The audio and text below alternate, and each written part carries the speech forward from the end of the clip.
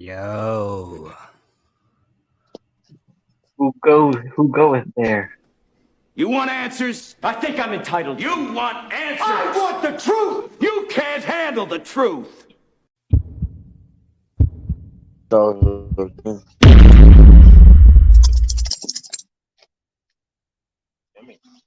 Sue's confections, ooh, Sin City, Montana, Coke boys, ooh, we run the city. Homie tryna keep up, ooh, they gon' broke. I'll finish your career, ooh, get a rope. Warning, warning, warning, warning. Dope money, ooh, That Montega. in the spot, getting guap. That's hard labor. In the club, popping bottles. Yeah, we blowing that sour. Hand for the real niggas. Rest of these niggas cowards. How you want it? How you want it? Hands gun or the knife. Soon as your man see the barrel, He gon' run for his life. bullets flying. Bullets flying. Right. How do you pop the hood? Welcome back, y'all. Repeating that. Button that has hood on it. No crap. We got a special guest today. Right. What's up, dudes? I'm back. We got the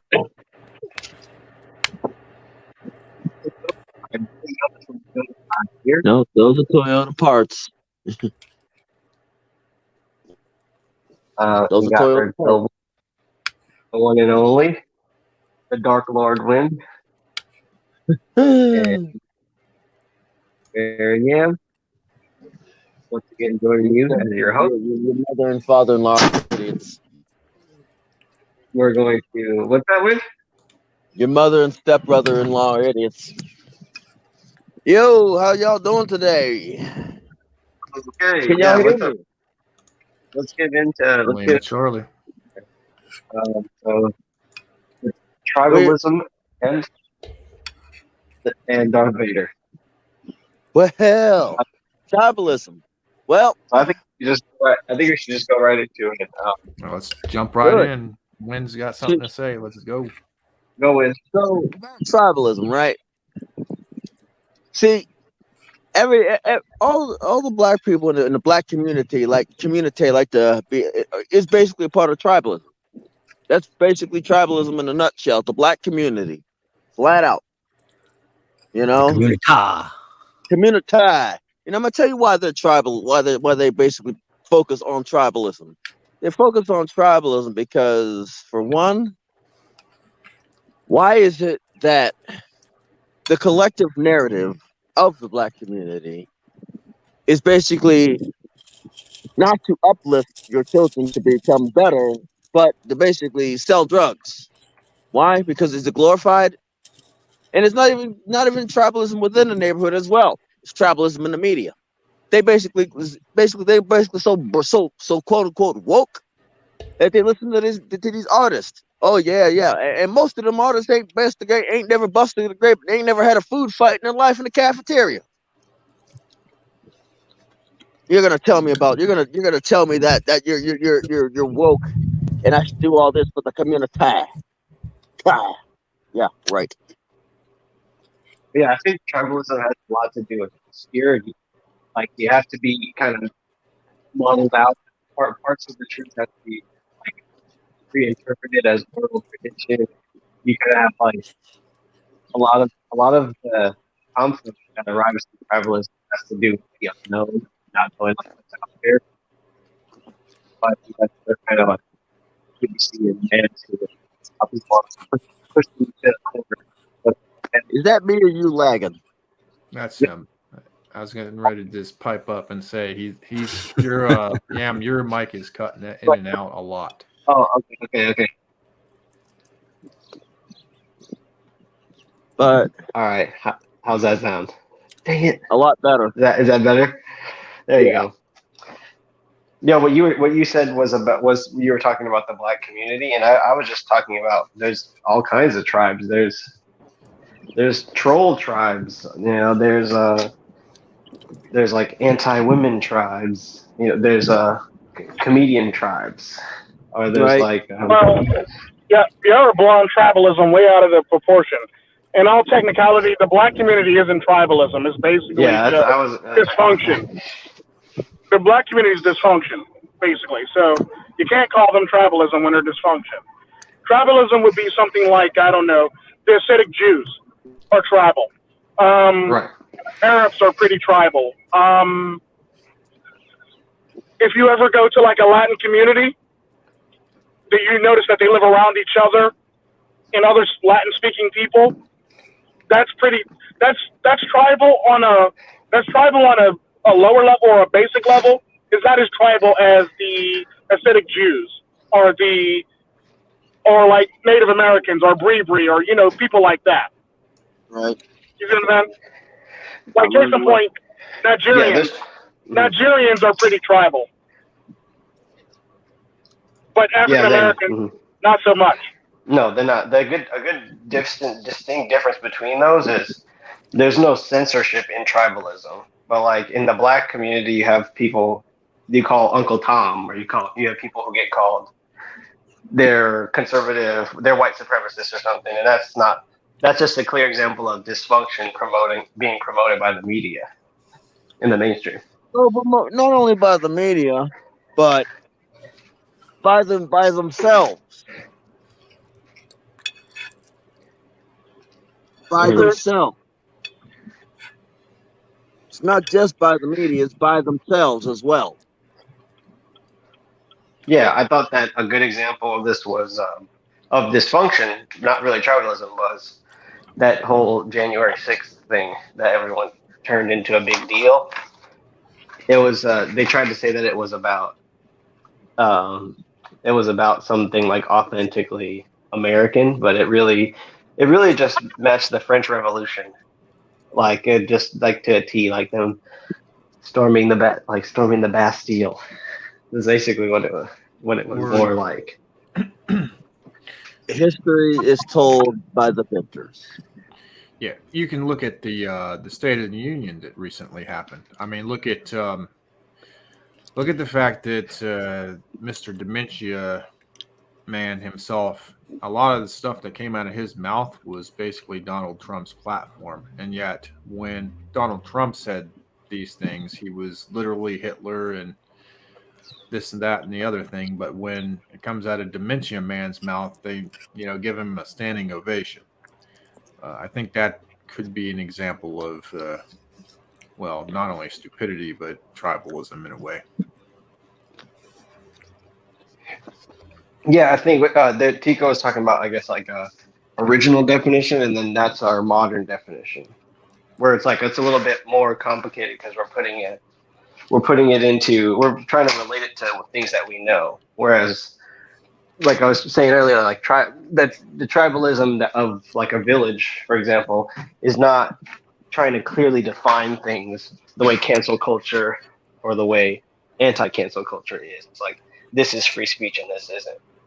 What tribalism seeks to do is like, okay, there really is like, there's hardly a good use for free speech depending on your circumstances.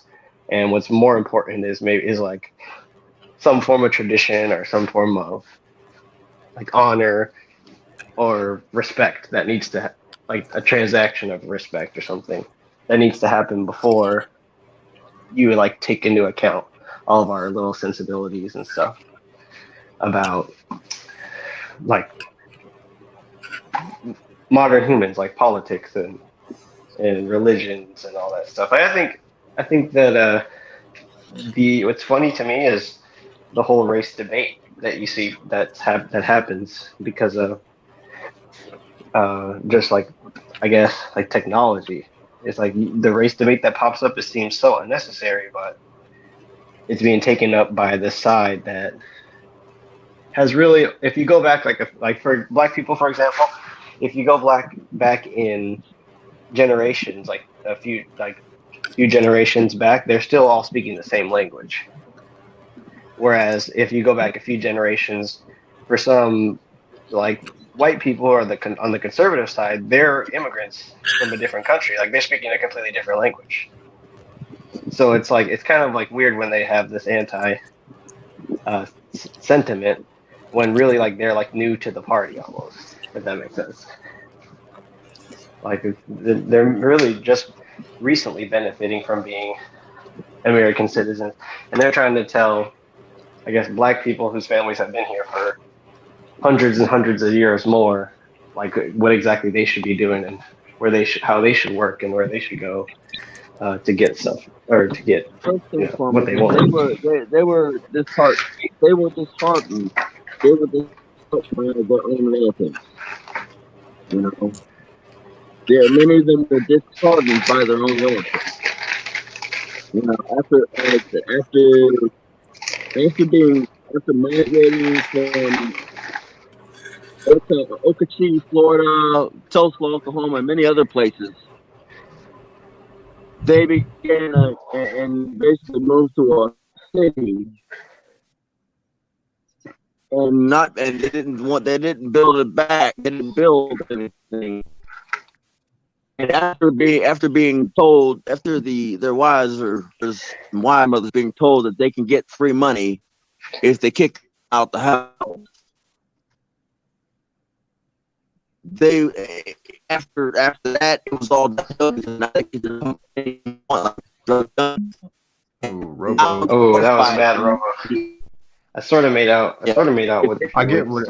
If I'm not mistaken, you're talking about what Lyndon B. Johnson did when he basically made it to where black women could get a check if they kick out their man.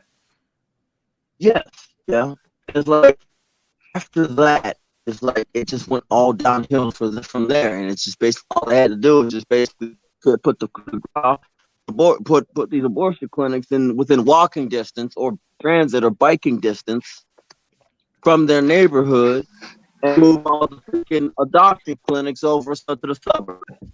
And all of these things that you listed off they're destroying one form of tribalism, and they're actually creating another, if you think about it.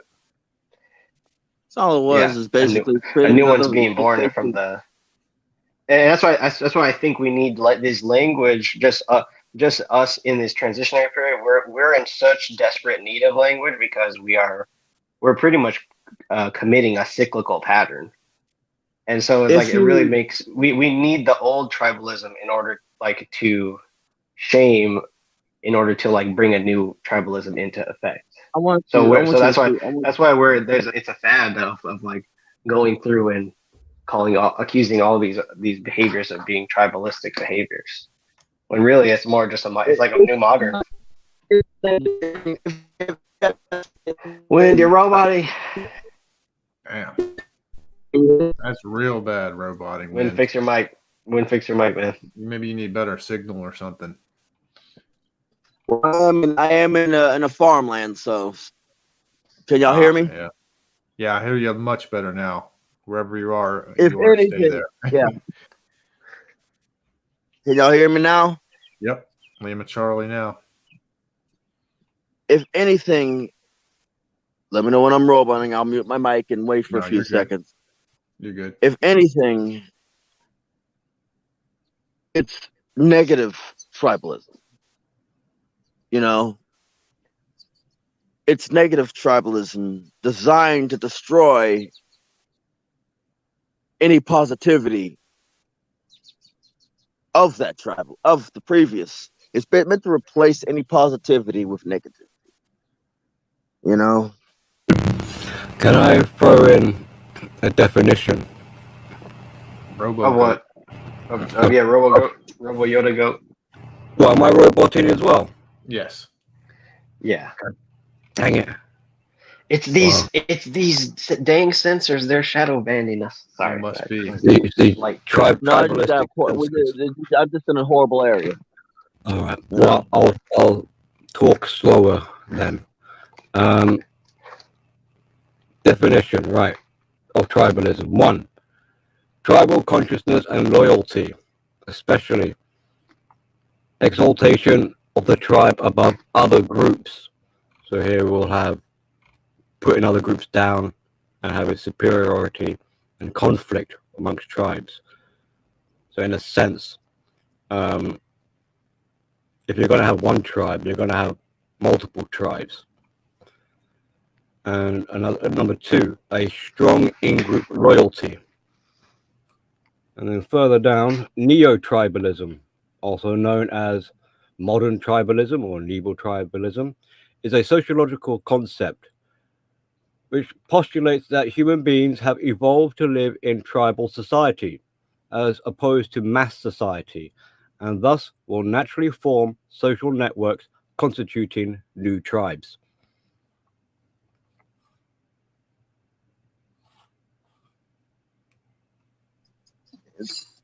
Yeah. I mean, when you think about that, I think when you take into consideration the way that social influencers, social media influencers, the way that they build support is they kind of like recycle new tribes. So they will, and they get a lot of flack for this too. Like you have really good examples of people who they used to make child content or cartoon content and stuff. Then they switched to now they're making adult content because there's more of a draw for it. So they're trying to say like, oh, our audience grew up. Or Yeah. people who move from the red pill to the blue pill, or they move from programming to bulldog mind, the bulldog mindset. They went from dating to entrepreneurship advice. It's just like I can see that's being that's there's no attachment to a original family consciousness, which is like you can see that in content creators that are authentic. You can say that like no matter what they tie themselves to brotherhood or whatever their interpretation of it is, but they don't sell out and they try not to like make any sacrifices or change who they are originally. Whereas neo-tribalism or the new version, or like the whoever is trying to dominate the tribe, they sometimes have to like reinvent themselves and constantly sacrifice. And they always talk about their critics as though they're a lower tribe, or if their viewpoint represents a smaller tribe, they kind of have that in-group preference. The way it's kind of sounded, it reminds me a little bit of cults, maybe without so much of a figurehead leader and a religious undertone, but it just seems to have a little overlapping. Yeah, I think that's definitely that's definitely working in our minds. Especially with regards to the news. I know it's like seems like more connecting. There's better connections, but the news is one cult thing that unites us all. It's just that fear that's up all the time, all night, that you can always have access to, and you get to learn exactly what's happening out in the world that's horrible. So it kind of like it just inspires this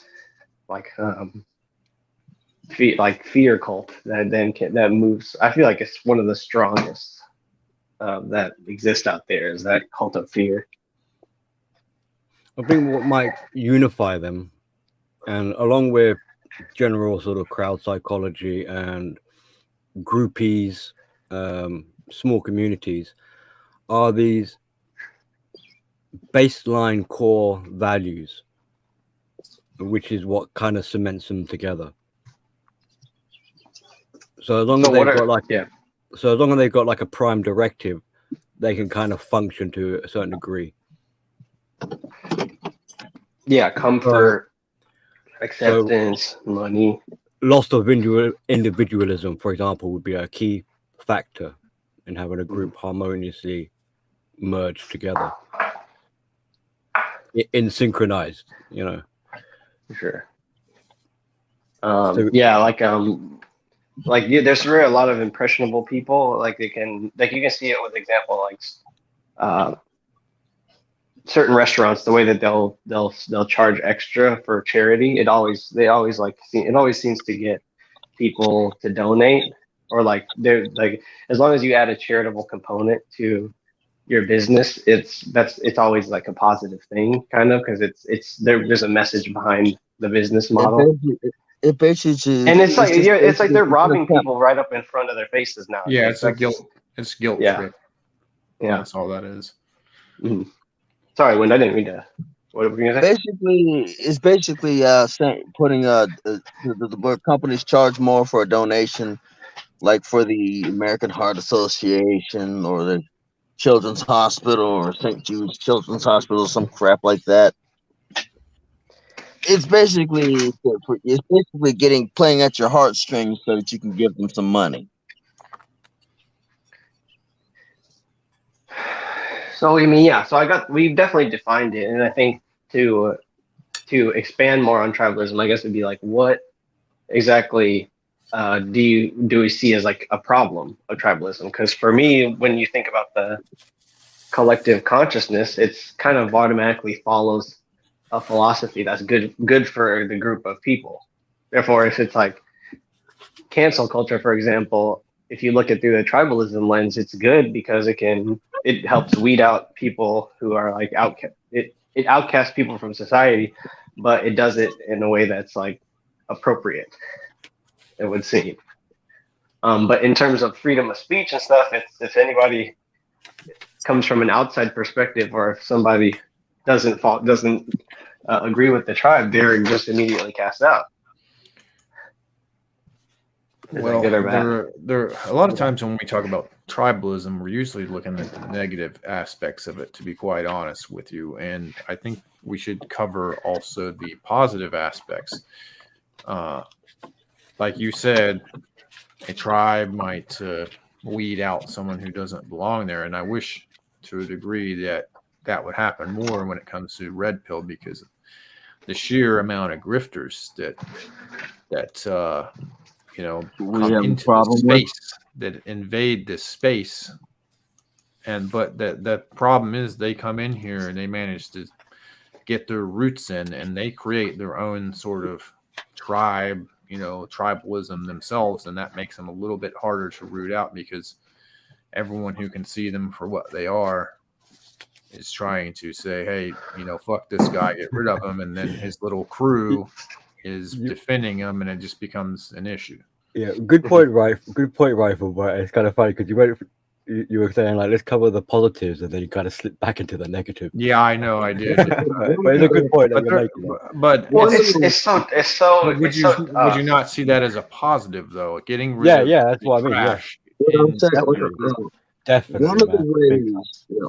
One of the ways to get rid of some of these grifters is basically to be 1 step or 1 to 5 steps ahead of them, and basically, if you know what they're going to do, how they're going to affect a person's mentality, how they're going to affect a person's way of thinking, or what they're going to do 5 steps ahead, you can basically say this is, hey, look, you don't have to take my word for it.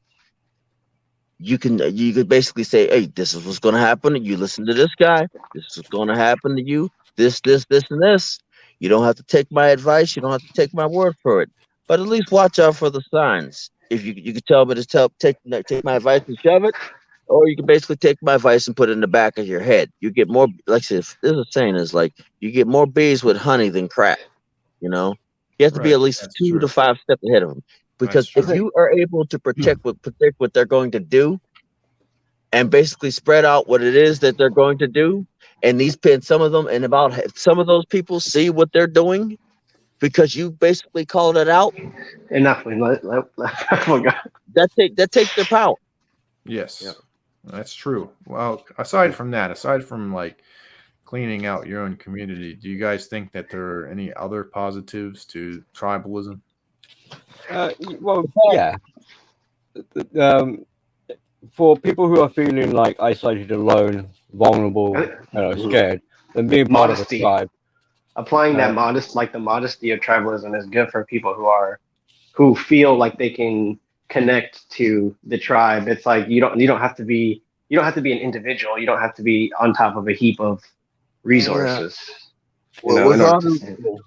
Post Kebab, with all due respect, this is kind of a closed panel with a certain amount, with a set amount of people. This is a closed panel.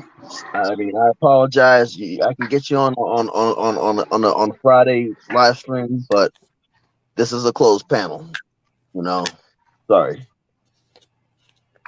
We're good. I think we were going with Billy. What were you gonna say?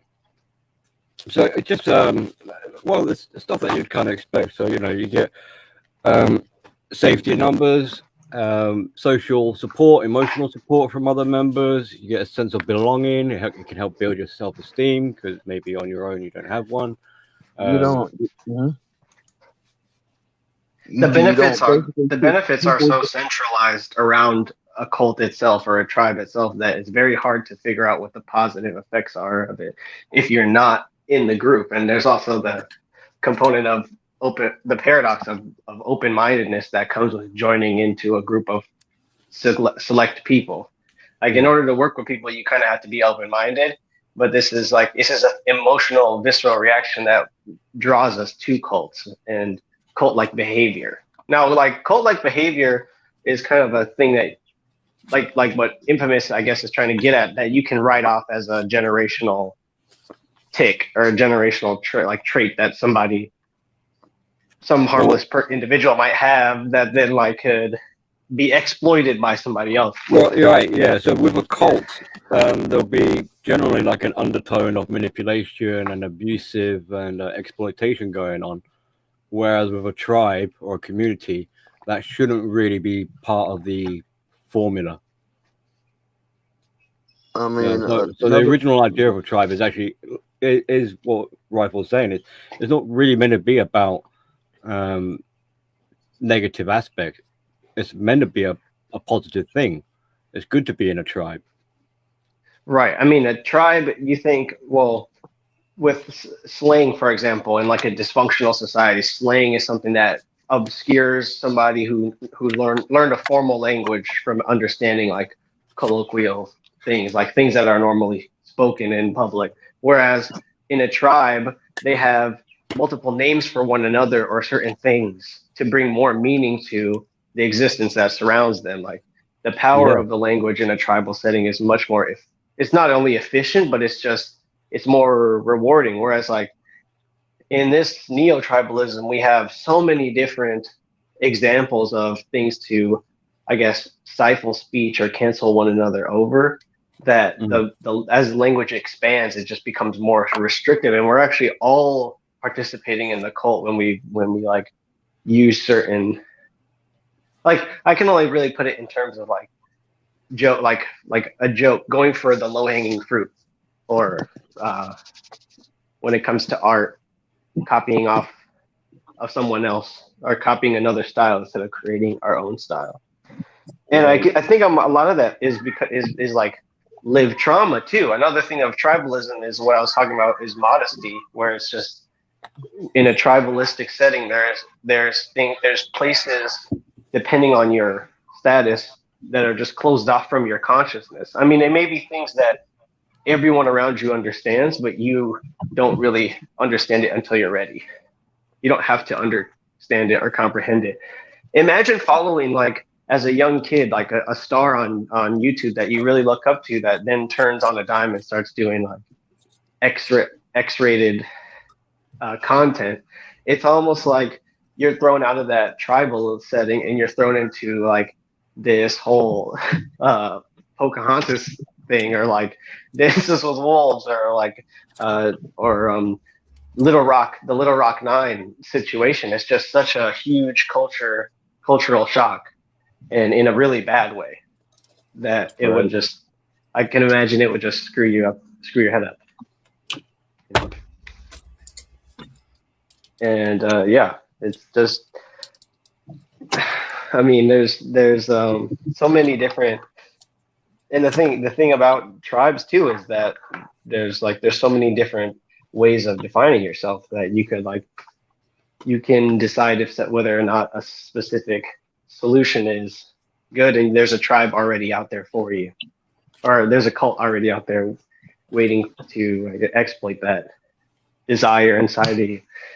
I don't know how much you guys are have been following the Jordan Peterson thing, or his situation, but it's just like it's crazy how so many people followed him, and then now he's just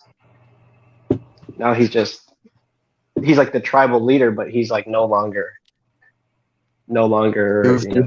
able to deliver his sermons and stuff. Roboting Wind, you're roboting. Fix your audio, Wind. Please fix it. It's still bad. And can y'all hear? Yes, we can.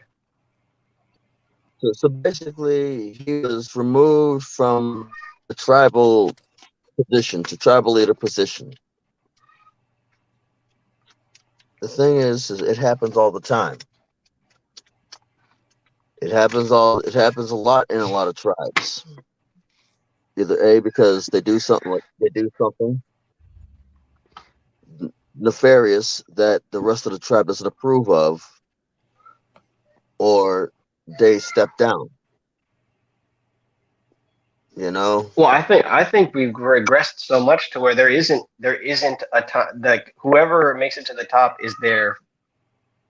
Like there's no we can't, we've reached such a level of debauchery that there's no ruler that is too dirty for us at this point, or too underhanded, or too much of an actor, or it really just I just feel like it doesn't matter. Yeah. There are no clean rulers. There are no clean rulers. There are no honest rulers. There are no honorable rulers, honorable leaders, so to say. You know? Right. And honesty is a luxury, I think, that is like afforded to people who can call themselves free thinkers, or who at least have been inoculated the idea that you can be a free thinker, and that it's somehow related to the amount of resources that you can throw at things around you in order to acquire more free thinking skills. And it's almost like it's becoming a commodity. You know, like it's because we don't really have I guess TikTok and stuff is replacing our oral tradition in a way, like a just short knowledge and quippy information and all this stuff. It's kind of just reprogramming us to not desire like tangible things. There's a way to combat it,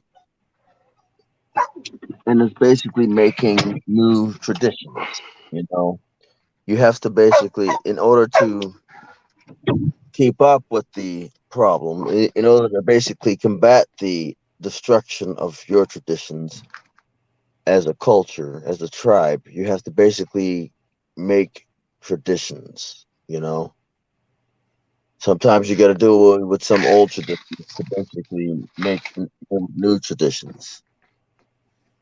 It's called finding a balance. A lot of people have not found that balance yet.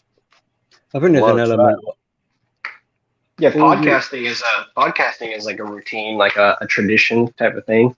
It's like these thousands of episodes, hours and hours and hours of things done consistently.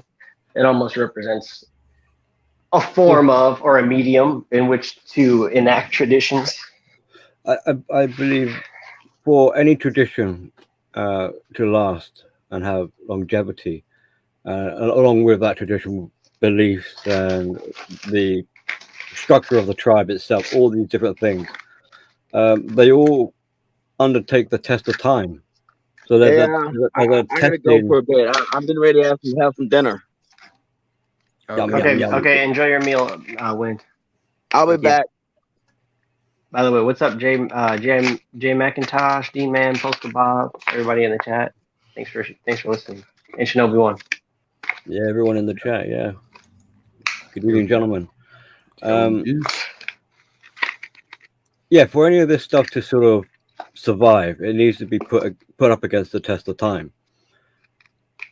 And so you were talking about honesty being a currency or a commodity. And I think maybe it's not honesty that's the commodity, but rather it's fear, because we're not in short supply of that. People seem to really like having fear.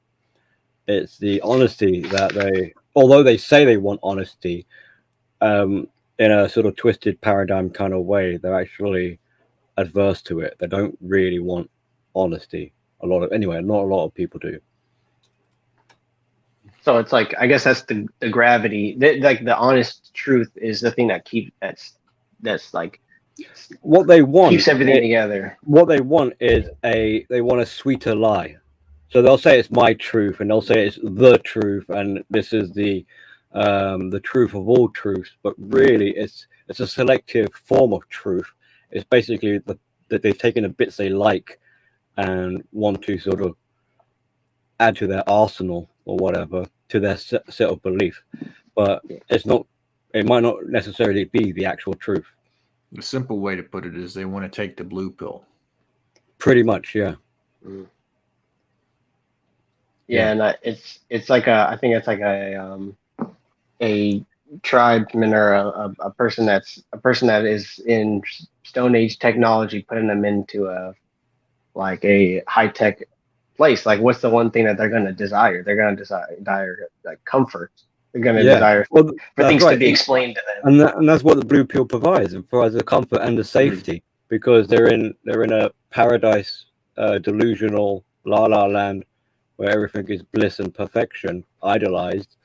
Yeah. And this is where they want to, and that is from a result of fear, because they're fearing that not to be true, or that not to be the case. So I think the majority of progress, the majority of progress, I think when you boil it down, is all virtual. And I think there's like people who chase after a certain thing in this experience are kind of like just playing a video game, almost like achieving new like higher and higher levels of like rewards, until there's like no, then it's like kind of like an end game, or now they're just like grinding out more achievement. And I just wonder what it would be like if there was if you boiled it all down. They might want to escape into a video game and try and turn their life into a video game, but a video game fundamentally at the end of the day is not life. It's not being in the real world. It's a game. It's a video game at that as well. So it's artificial. It's they love talking about social constructs, but well, there they go. There's a construct which is built on built on unsustainable, or it's non-realistic. So I mean, it's pretty pathetic, really, to put it in a blunt sort of way. And the way we're seeing things going with so-called modern society is more and more people are turning to this sort of idea of like a video game. So they're wanting their life to be like a video game. And whether or not they might fall into a category of tribalism, they're at least sort of beginning to adopt those sort of patterns of behavior and sentiments and mentalities. So we are seeing a lot more tribalism in this modern time, when we're meant to be all cohesive and like one giant family, but in fact we're now seeing it being divided more and more. I mean, I used to be part of a community that even had the name tribe in their name, and they had there was a pride about it. There was a showing off. It's like my tribal family, and it's kind of like, why are you leaning into such a term like that? You're sort of trying to, I don't know, like induce an emotional charge into this idea that we are a tribe, like we're all living in this cave, and this is survival of the fittest or something like that. We're all huddled around a campfire, as if this is going, not only is it being tribal, but it's also going primitive, primordial. So it's like, is this the way that people want to be going? Maybe not consciously they're thinking it, but it can kind of make it so if people are becoming more survivalistic, they're becoming more desperate, they're becoming more impulsive, they're becoming more fearful and anxious and all the rest of this, then going into a tribal mindset and regressing back into a primitive, instinctual kind of mode of operandi makes it falls in line and makes sort of sense. I think that's why the idea is so attractive to some like ideologues, is that they can see that we are turning into more tribalistic versions of ourselves, and so they kind of try to like emphasize that as like a positive aspect. Like if you are not a fan of any of the new technology, or if you're not a person that's hip with the new political or the new social norms, then you can just be kind of submit to this tribalism, and that way we can kind of cleanse the population of all these woke ideas. Yeah, and I think it's kind of, when you think about it like that, it's kind of sad. We're almost boiling ourselves down. Yeah. We're like reducing ourselves down to like a what you call more animalistic form of who we are. And it's pulling other people in as well, because when they got the option of like, crikey, everyone I know is going tribal, and there's me, I'm feeling left out. Should I be brave and individualistic and go off and do my own thing, or should I join the herd? So more likely they'll join the herd, and in doing so, they're sacrificing their potential to be something greater. But it's a transaction they're willing to make because they get their security and safety and the acceptance of the herd.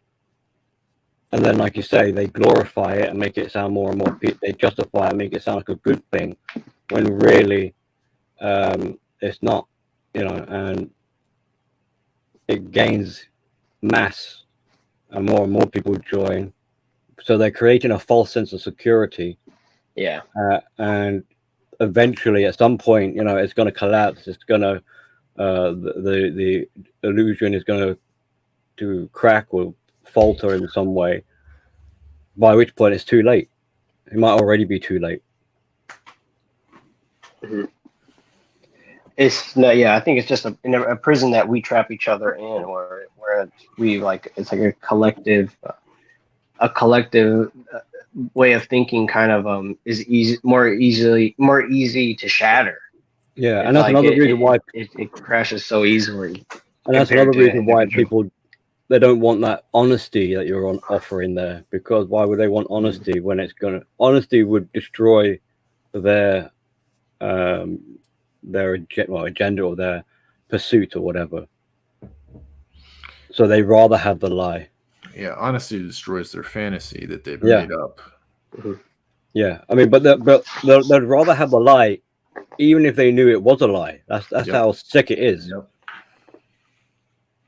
Yeah, and then you see famous people who are all about being authentic, but then it's like they're willing to tell a white lie because it's because not only they're under the thumb of advertisers, just like we all are, just like everybody else is, and just so much insecurity that people need to justify and re-justify and reinvent. And then when people criticize them, it's a positive aspect of tribalism. Like, the trolling is never like negative. It's supposed to be like a way that you can kind of let somebody know that they're misbehaving or doing something wrong without actually fully calling them out, or fully confronting them. And I think that because people have grown so sensitive to the truth, they can't even tolerate a little bit of light trolling, a light jabbing, a light, and then we develop entire archetypes and ways of behaving based on like a few figureheads of that certain sensibility that's mainstream. So if you have like a specific person that's risen above, income brackets, to where it's like, no matter how educated you are or how smart you are or how qualified you are, there's somebody out there that makes more money than you or is more well known. Like, the world would just fall into that person's way of thinking eventually, just because they can exert their influence over all of these different areas. So it almost becomes like you're stuck between such a terrible outcome of being or of having your voice stomped out, or you can join the herd and start echoing what everybody else is echoing, which is not, it's not a nice place to be, for sure. And it's really problematic if you want to think about what you want the future of future to be, for people to be able to express themselves. And that's why I think that it's good to have dialogues and discussions about this stuff, even though it hurts, and even though it's hard to talk about. I also think I should talk slower because I've been talking really fast. But yeah. Any thoughts before we try to get Win back? Well, the idea of worrying about the future and the future children almost seems a little virtuous. Like, think about the children. It's kind of like, well, that's all nice and dandy of you to say that, but you can't even think about how we are presently doing. So how on earth are we going to think about the children if we can't even take care of ourselves? Well, I don't think there's a problem when you say think about the children, but you got to think about where it's coming from. Usually when these types of people throw out that think about the children, and what they're talking about, number one, isn't good for the children, and number two, it's just another manipulation for them to try to get you to look at things their way, or do what they want you, or what they want you to do. That's right. That's all it is. Yeah. As if people are not already thinking about children when they create like their value system. They're like, oh yeah, right. Thanks for reminding me to think about the children. Yeah. When you get older, when you get to a certain age, and you're healthy minded, you do think about society, and you do think about if you plan on having kids, like what world you'll leave to your future progeny. That's a part of your thought process. If you're healthy minded and not sociopathic. Yeah. So that's a given anyways. So again, it goes back to just them trying to manipulate weak-minded sheeple.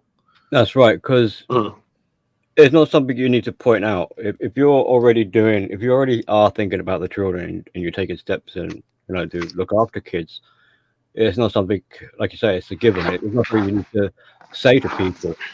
Mm-hmm. It's kind of built in. If you are taking care of yourself and you're doing the right things to try and build a better society, it's sort of built into that. But I agree.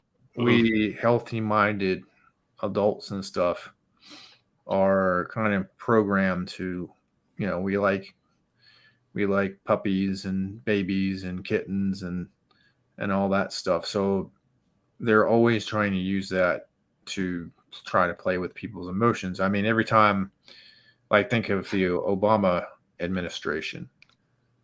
We got a cuck in the chat, by the way. Someone deal with that loser. Anyways, the Obama administration, every time there was a mass shooting, they would like they'd gather children up on stage and tell you to think about the children. That's why we need to ban AR-15s, and then they coach the children to say certain things. It's really, really sad and pathetic manipulation attempts. And I think for somebody losing their ivory tower, they just see that, and it's a perfect platform for them to be fear-mongered to, like, oh my God, these people are not thinking of the children, and like, let's hop on, let's all, as long as you disagree with the fact that that's bad, then we can sell you this. I think is what it's trying to lure us into doing when we're already conscious of what is necessary to think about as, like you said, rational adults. But it's like it's trying to make us regress. It's trying to make us like relearn from their perspective what's important. And typically whatever product it is that they're selling is is their number one priority in this world that they've created. I think in some ways that And might be where the difference. it unites with us. I think that their world, the marketed world, and then the or the metaverse, for example, is we unite with it through our celebrity culture. So it's like if we can amass the same amount of followers or the same influence that a person who is in our eyes famous or this like on this high horse, then there's kind of like this equality in the digital world that we can like, oh, now I'm a part of the in group, even though I sit like on my couch and I post all these memes, it's like I'm actually part of something. Yeah, which is sad. It is. It's ridiculous. You find yourself doing it in online tribes too, at forums too. You're just like, it's like that little bit of interaction you get from seeing somebody develop on your post. Yeah, I think that kind of is one of the differentiations between what traditionally would be a tribe and what we're seeing now are like, even though they might be kind of tribalistic, it's shifting into more of a cult mentality, because at least with a tribe traditionally, I mean, they might have initiation rituals that takes the children and marks that transitions them into adulthood. They've gone through the trials or whatever, and which I think is a good thing, really. And on the whole, the members of the tribe are working together for the sake of their tribe and tradition to go forwards. Whereas with the cult style that we're seeing today, even though they might be trying to guilt people, like think of the children, or we need to save the animals or something like that, it's not for the betterment of this neo tribe banner. It's for the, like as both of you pointed out, it's how can we guilt members into giving more or buying more. So really it's not for the benefit of the larger group. It's for the selfish individuals within that group. Those members of these new tribes we have today, these cults, they don't give an F about the tribe, really. They're they're all selfish individuals that are using one another to sort of gang together or safety in numbers or whatever. But there is that selfish proponent in each of them. So they're congregating into groups for pretty viral reasons when we look closer at it.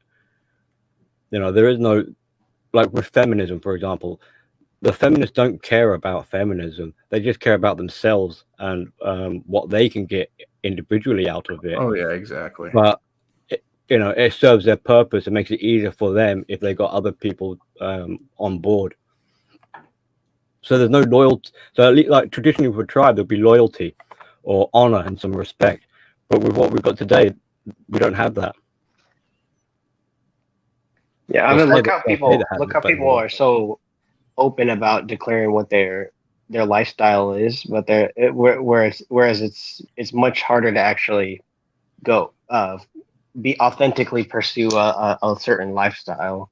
Where it's easy to like say, oh, I'm doing this fad diet, or I'm doing this I'm taking yoga classes or something now. But like in terms of getting a true discipline, people always end up empty-handed or upset or not satisfied, or they have to learn another skill rather than like mastering one first. And then you can see how this like it creates a society of just like people who hop onto trends, and then any authenticity or any value of honesty is thrown out the window, because I wasn't the best. Of course I wasn't the best at all these things that I tried, but my haters and all the negative aspects of this weighing me down are things I'm fighting against, and that's how people garner sympathy, I think, a lot of the time.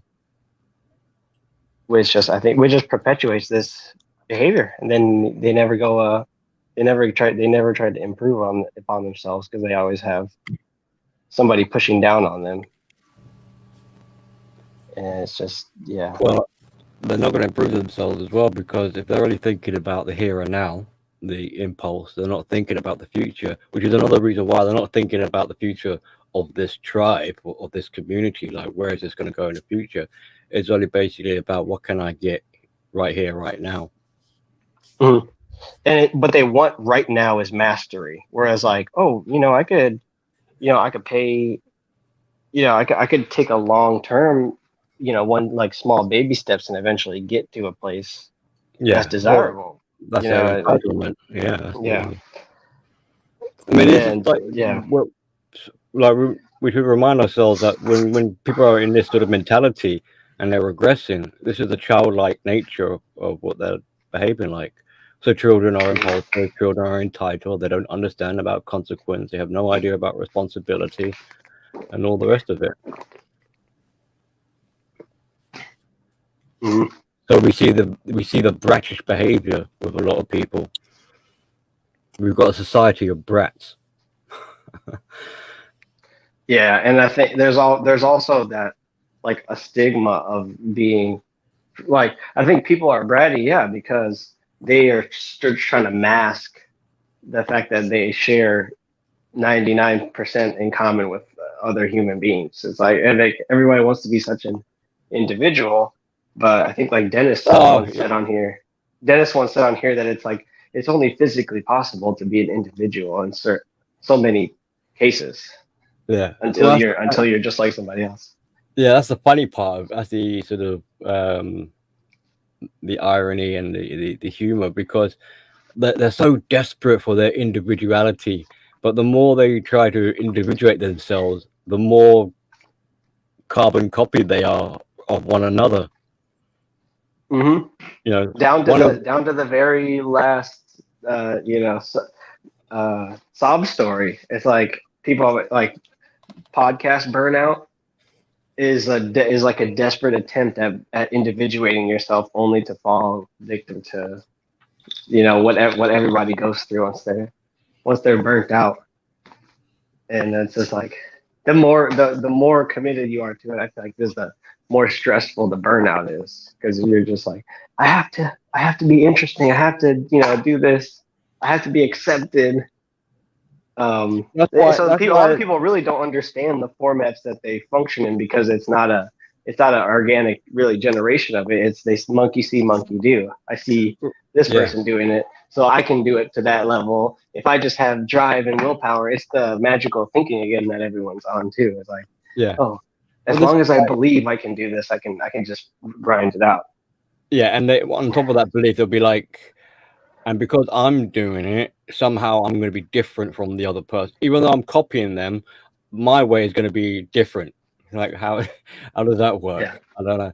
But it's trauma bonding, isn't it? Like, if a monk, like if say a very rotund man like sees a monk on television and like training with like Shaolin, and he wants to be that, he like it's traumatizing him, because it's showing him something that he's like, it's showing him a different lifestyle that I see what you're saying, but never had access to. Well, I don't know if that's trauma bonding in the sort of traditional sense, but I see what you mean. Now he does kung fu actions because there's no way to really cope other than to adopt the identity. You're making me think about a particular grifter when you talked about. Am I? But that's more like one that said he's that exact situation, obese, but he says he's a martial artist and shit. So. Steven Seagal. Perfect. Yeah, like a Seagal. Yeah, very similar. Yeah. But that's kind of like, I don't know if that's really a trauma bonding. But I think more like jealousy, envy. Yeah, is really so, and then emulating and trying to imitate. So competition, really, I suppose, is driving that.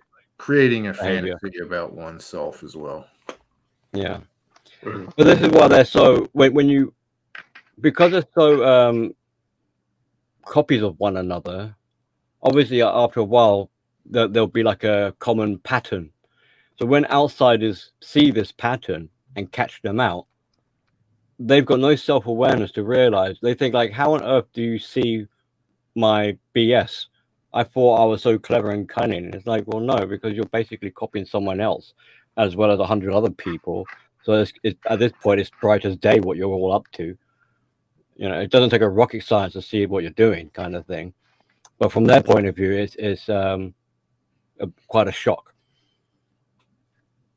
Yeah, like with the dingbat guy, whoever commented in the comment section, it's like I think it's totally a sign of healthy, behavior for there to be people who just disagree with you flat out.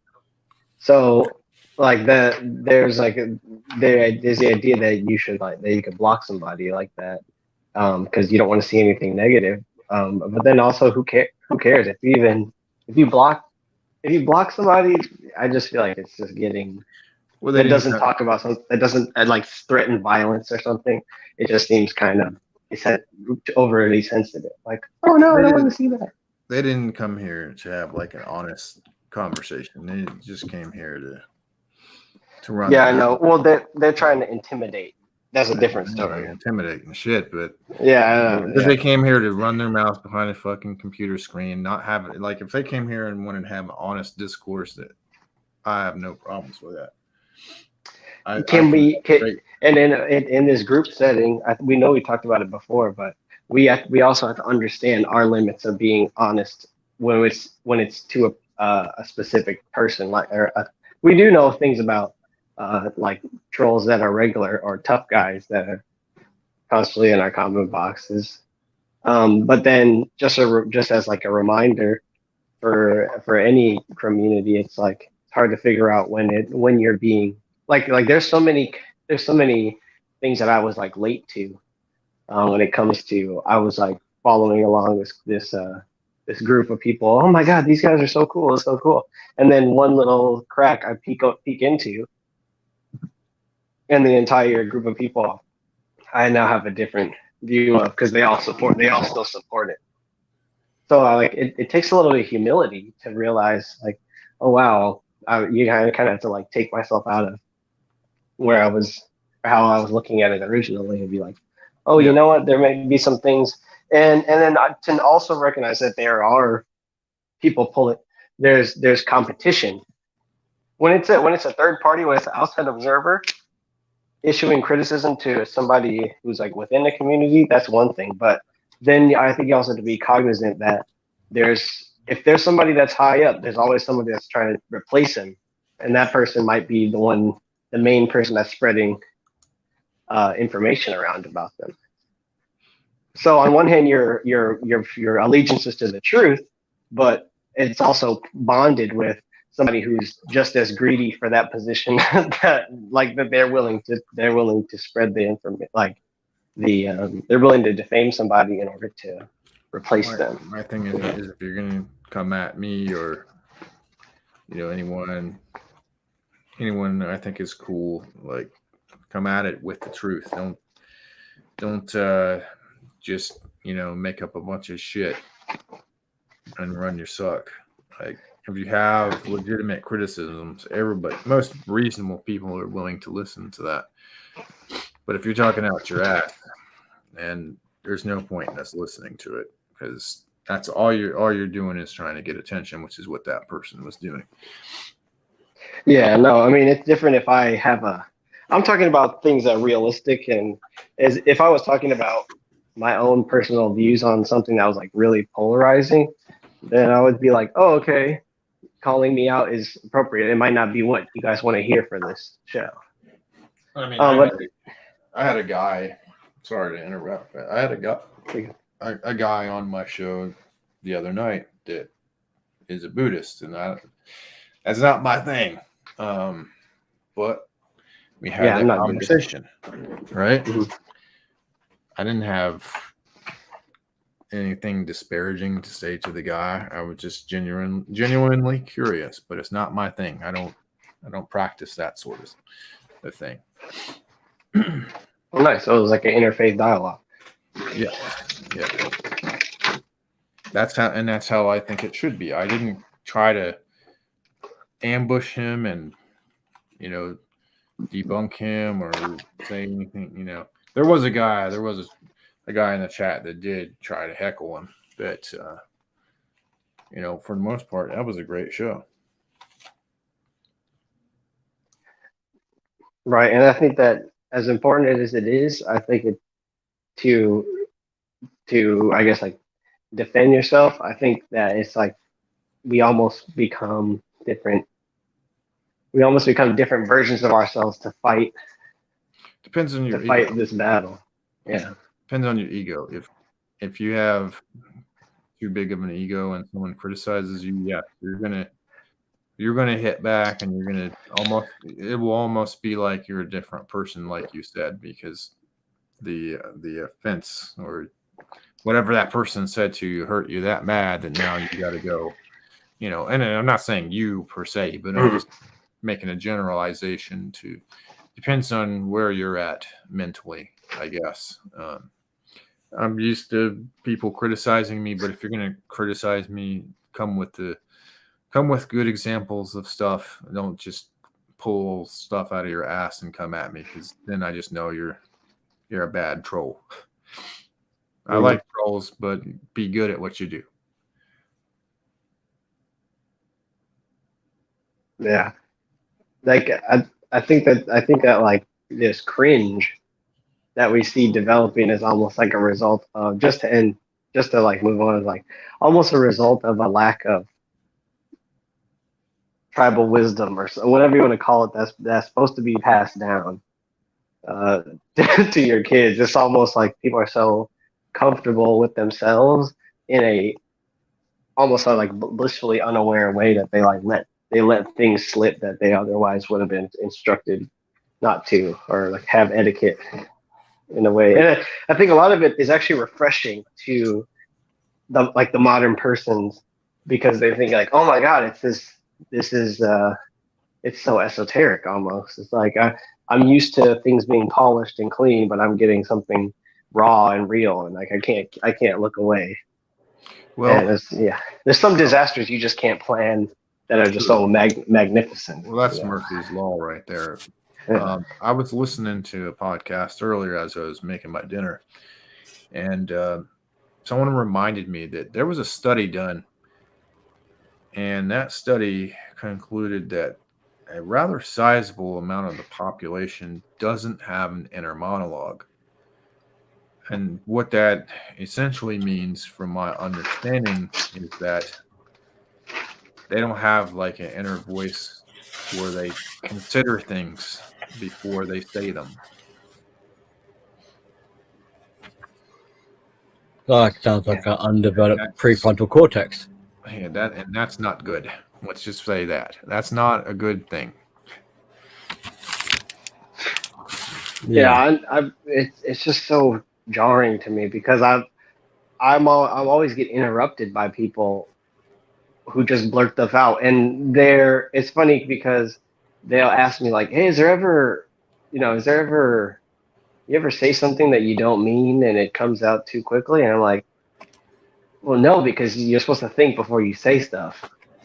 That's typically what you have to do. So it's hard. Most of the problems that entitled people deal with is that it comes from this lack of an inner monologue. It's like the world speaks for them because they recognize themselves, and all these weird and obscure places are fetishized places that they can't really connect. They can only connect with on an external level. So they've developed this whole language of things outside of them, like to the point where they can't part with their belongings, or they'll hoard things, or they'll become overly attached to material things in order to feel like they have a home. Good point. And another thing that it just simply means is that people, again, they are not thinking about things. They're either acting or reacting, minus the thought. There's no thought process. They just do. Well, almost like they're animals. Well, that's the impulsivity. Yeah. Monkey brain. Mm-hmm. Or lizard brain or something like that. Mammalian brain. Yeah, like a good example is how people are intolerant to progress. Anytime they experience it around them, they kind of like shrink away from it, or they don't want to. They associate it with some sort of like, oh, you're a sociopath, or oh, you're this kind of. Or not to say that it's like always necessary to be confident and assertive, but they like use it. They use it as an excuse not to think about why the benefit of doing something, like why are they talking like that, or why is somebody being assertive, why are they acting in a specific way.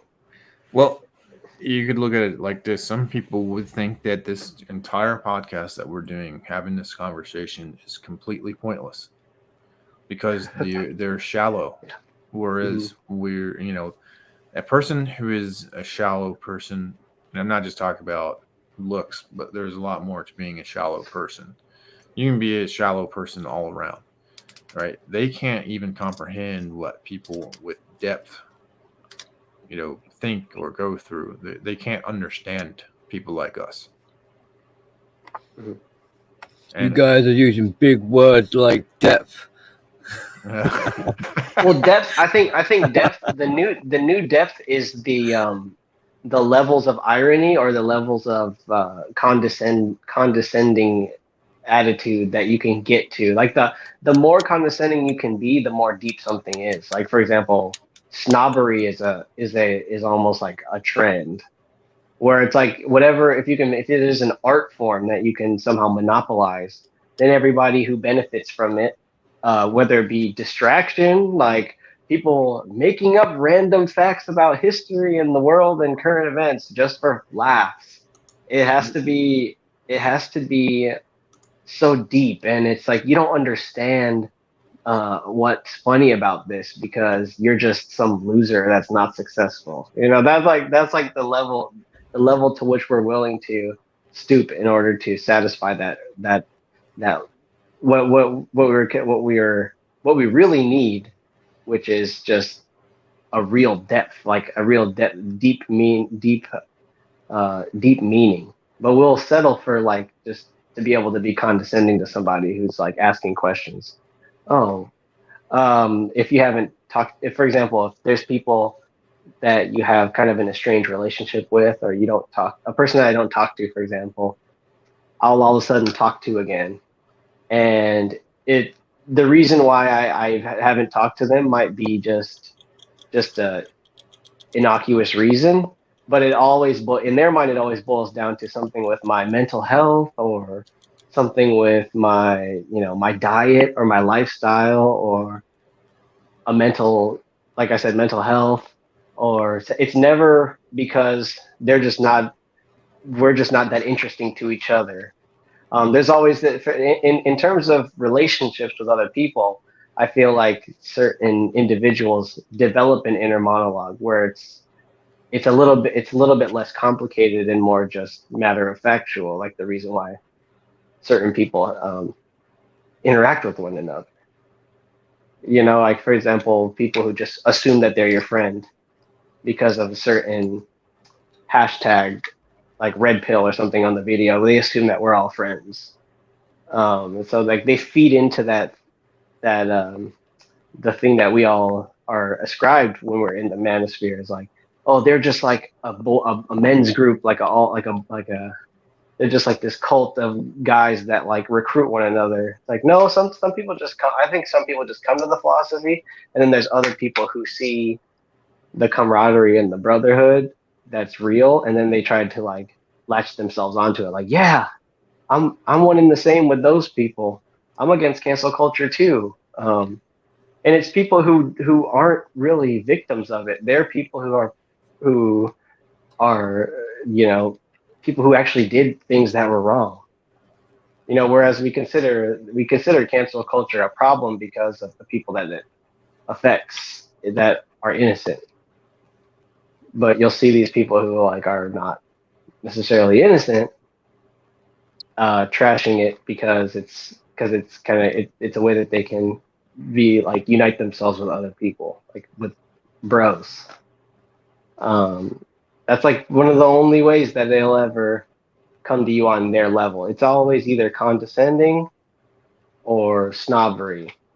If they can't recognize, if they don't have like if you don't if there's no recognition or nothing like specific that they can talk to you about, it's almost like a sort of fandom.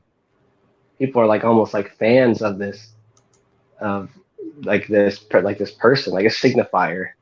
Oh, you're you're a male, you're like a woke male. Oh, I can relate to you. And they just spout off some talking point or something, and you're like, oh, great, that's awesome. Yeah, it's almost slightly offensive and insulting to be like talked at with the manosphere talking points when it's like it's so far in the past when those things were first developed. So part of me understands why the people are averted to this type of dialogue, but I think it's nonetheless it's necessary because in my view there's always one person that I think it actually would help, and that's kind of like the Darth Vader relates to the Darth Vader topic, because it's the fact that people get so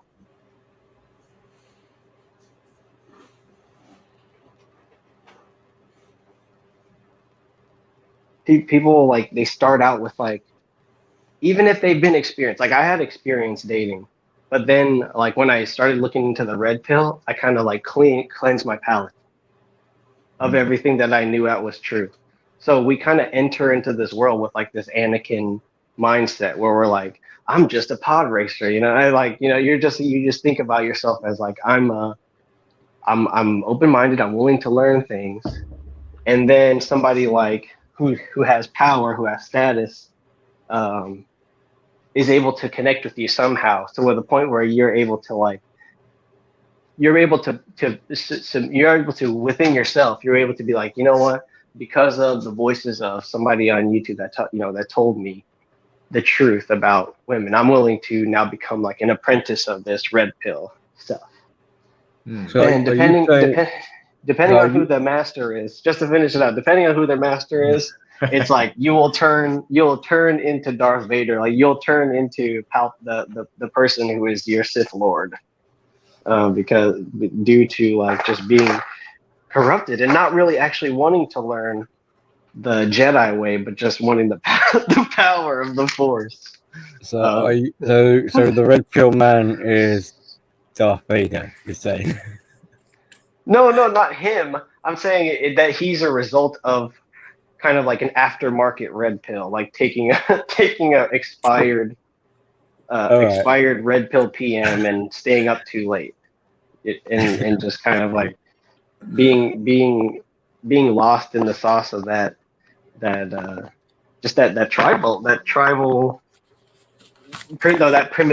primitive mind. Darth Vader's been diagnosed with borderline personality disorder. Yeah. I don't think the red pill will cause BPD as a side effect, but the signs are there. Yeah. Idolization and devaluation, instability, impulse control, questionable.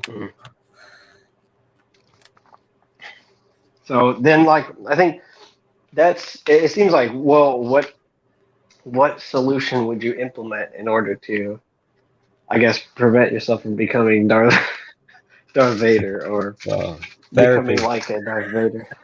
Yeah, therapy, definitely. But also, I think I get resisting when Palpatine talks to Anakin, he kind of paints this whole world of possibilities around him that's like enshrouded within the teachings of something that's good. So like he almost creates a cult within the realm of the good to work against the good in order to further your personal gain. And I think like that's the kind of the truth about the red pill too, is like there's a lot of benefits that like people who are blue pill they're able to glean, like positive outcomes that you can gain from being immersed in that world. But then just like the red pill kind of like always remembering that, but then taking the red pill kind of turns you into a hate, like the hatred, the anger fuels you. I don't know if necessarily just everyone just hates blue pill people or being in a relationship, but there definitely is some anger and stuff that builds up after a while. I knew he was going to suck at this analogy. The best way to do that, the best we give you an analogy would be, let's just say the red pill's a red pill. Let's just say Dom Game Division, pickup artistry, and we'll say, I don't know, the black pill is the Sith Lord. Interesting. Let's just say, basically. we won't say the baseline pickup artists are Sith Lords. We'll say like the extreme ones that want you to buy like soap and, you know, drives around in the car and, you know, things like that basically are the Sith Lords. And we'll say like, you know, we'll say MD is like a Sith Lord as well too, since he basically preaches some shit that doesn't make any sense, and he's basically just like a gray Jedi. Yeah. No, he's not really a great Jedi. He basically is just preaching stuff that don't make any sense and doesn't really fit well with the milieu of the teachings, basically. So basically, all the people who teach red pill, and it doesn't fit the milieu of red pill, or is something that they try to take and create their own. Like, it's one thing to create your own style or form of, you know, lightsaber fighting, but it's another thing to take it, flip it on his head, and just say that none of this stuff really matters anymore. You need to learn this style right here and this style only, without even remotely mastering and or learning any of the other stuff within the order, basically, or any of the other lightsaber forms, we'll say. So that means basically people who basically bypass the whole entire red pill and they're going straight for, like, I don't know, money grabbing and stuff like that, or, you know, people who will 1 minute be standing next to you, flip the script, and then next thing you know it, be saying, I'm not MGTOW anymore, I'm this person. Angry man for anybody who missed that one. So in a way, lying in that setting is corrupt. It's like corrupting both the people who have the Force, like the red pill and black pill or whatever, the pill manosphere, and then the normie blue pill non-Force people. It needs to corrupt both in order to propagate itself. No, because the blue pill would be like the normies who don't have the powers to be a Jedi, or don't have the abilities or the Force, or the, you know, if you want to go off the old format, the midichlorians to basically do what they need to do to be red pill, basically, if you know what I mean. Then you got like the black pillars that are like, you know, who flip the script and go a little too damn far off course. They're like the Sith Lords. They want power. They're trying to tell you that nothing you say matters and all this other stuff, and they're trying to tell you that you're just coping and stuff like that, and, you know, that type of stuff. Then you got like the pickup artists. We'll just say, case in point, good pickup artists. I don't really always agree with them, but a good pickup artist is that one guy, Secret 33 or something like that, or Secret 3. He got like the 3 in his name. 33. Yeah, but that's the only one that I can say out of all of them are probably any good. Like, as far as, like, he doesn't go too far. He rips off someone else's material, but I'm not going to get into that. He's basically copy pasting someone else's material. Okay, well, we'll say he's copy and pasting, but he's at least keeping it tame. Unlike these other people that'll charge you like $5,000 for some type of boot camp or some shit like that. $4,000. Also, it's endearing. It's more endearing for a pickup artist to copy styles than to claim that they have an original style of pickup artistry. Like, especially, it just sounds a little bit too good to be true, as opposed to be like, this is something that that's like tried and true.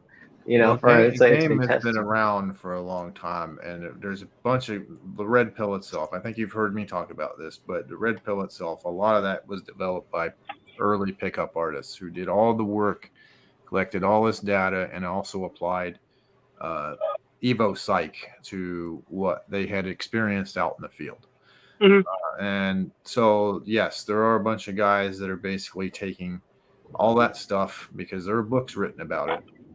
And they're claiming, oh, my system does this and that. All they're doing is they're I don't know if you guys have heard of Mystery, but that guy in particular is he's just stealing Mystery Method and putting his own really crappy twist, and he has no game.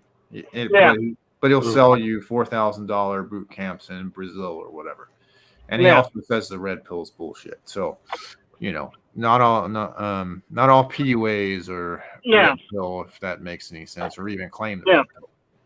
True, I will say that in a heartbeat. Not all PUAs are red pill though, but like the sad part about this, like you said, some of them are simps. Yeah, and some of them copy and paste, and some of them are still blue pills. Yeah. Some of them are blue pill to the point where they want you to come back to the plantation just so they can sell you some shit, they can send you out there. Well, Hammered Hand did a stream on this particular guy about 2 weeks ago, roughly. The guy I reference a lot. He's a fucking simp. But so if you want to know who I'm talking about, you just go on Hammer Hand's channel, Mr. Simpalicious. Simpalicious. Yeah, that's what Hammer called him. Simpalicious. That's a juicy name.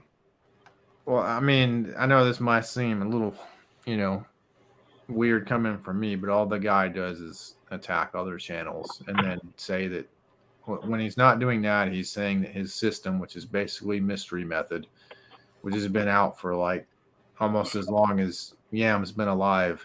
As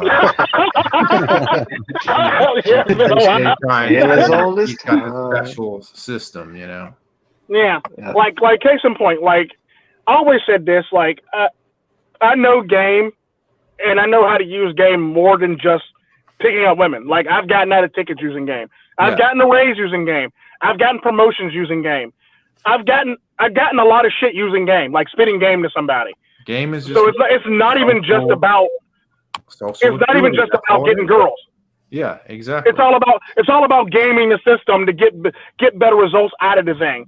Let it be a girl, let it be a job, let it be promotion, let it be you convincing the bank to give you a big ass loan. Right, and it's not. And the best part about game is that I know the black pill guys say game is manipulation. Well, it's not really. If game is who you are, you're not being manipulative because you're not being fake. You're just being you. True. Because now when you start getting into like fake it till you make it type stuff, or then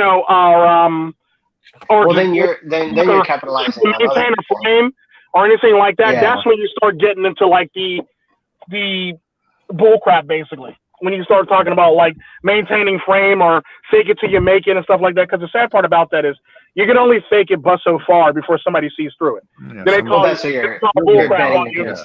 Yeah, you're betting against the house. On you. Do you end up on receiving end of some stuff like fresh and fit? Just crowd humiliation, just like ultimate humiliation, because that it's kind of like saying I don't need to work on my game, I just need to make sure everybody else's game is loose, and I can play loose, and I can get what I want out of it, as opposed to just like, oh, okay, hone in on my game, so then it's impenetrable. But then there's the opposite end, and I think that's part of the analogy too, because like there's an amount of power that you can have that's strong, but it's like you're so irresponsible with it, like you're untrained with it, or hasn't been practiced that much, so it's like you're in a bad environment for it, or using the wrong. It's almost like if to use what Tico is saying, it's like if you're playing cards and somebody else is showing you their cards, it's kind of like you're not really cheating. They're really bad at hiding what kind of cards they have. So using game to using game to almost like get to even learn. Because people think game is about conquering and stuff, and sometimes it's just about learning from the situation and getting as much as you can. Well, it's not even that. Game is simply social acuity, being charming, developing that. Yeah. And I know he said fake it till you make it is bad, and it can be, but the whole point is you're encouraged to fake it till you make it at first. But until you actually get till you actually get the Yes. confidence to actually keep going. Eventually, that becomes who you are. You absorb it, just like the red pill. You know. Yeah, I know, but what I was trying to say about that though is, if you don't make it past that phase where you can fake it till you make it, till you actually get to where you need to be, people will see through that, and that's the sucky part. Yeah. And then they'll be calling you out. They'll be calling you fake. They'll be calling you fraud, and then you'll be destroyed or ruined, or you'll feel very angry and want to lash out at all these people. Sadly, but the sad part about that is these are the very people who told you to fake it till you make it. Mm-hmm. It's one of those things where I always say, look, if you're going to do it from a place of being genuine. Because the sad part about that is, like, I would tell you in a heartbeat, I'm not the most handsomest person in the world. The only things I got going for me is the fact that I'm a criminal, and I will do criminal things, and the fact that I just commit and own it. Outside of that, I'm tall too, but that's neither here nor there. Outside of that, I really don't have very much else going for me. The neat thing about it is, believe it or not, a lot of women actually like a criminal and like a bad boy. Yes. Which is sad. And that's like the only thing that I really got going for me. The fact that I would do things and break rules and bend rules is what makes me attractive to a lot of women. Yeah, and to your point, like Mystery, the guy who Mystery Method, who created Mystery Method, well, look at where he's at now. He's basically a simp who's damn near on suicide watch. So yeah, that's what happens when you, number one, haven't absorbed the red pill, because not all PUAs back then were red pill. They were just learning game to fix a problem, which is what guys do. And their problem was that they were kind of invisible to women, or they were struggling with their dating life. But it's interesting how much hate are thrown at these PUA guys when they're kind of the people who were the pioneers and all the stuff that we talk about now. Yeah, well, I think the hate's coming from a place where, to be honest, like I said, it's just the lack of originality. It triggers some people, where it's just like, I understand. I didn't know what PUA was until I went on the internet. Like, I didn't find it like what you said, some methods are older than me. So it's like, that's why I never really got deep into it. I decided to focus on talking deep, which is not really attractive to women. Talking like sitting there philosophizing, rubbing your head, that's scratching your head. It's not attractive. That's the exact opposite of what attracts women. Exactly. You have to basically, tone yourself down and almost be a simpleton. You have to basically act like one of these people who doesn't have an inner monologue that I was just talking about. That's a part of it. But I was getting ready to say something important, and now my brain shit it out. I hate when that happens. Me too. Don't feel bad. I'm getting old. Oh yeah. I was just going to bring up that, like, there was this channel that you've probably never heard of called VH1.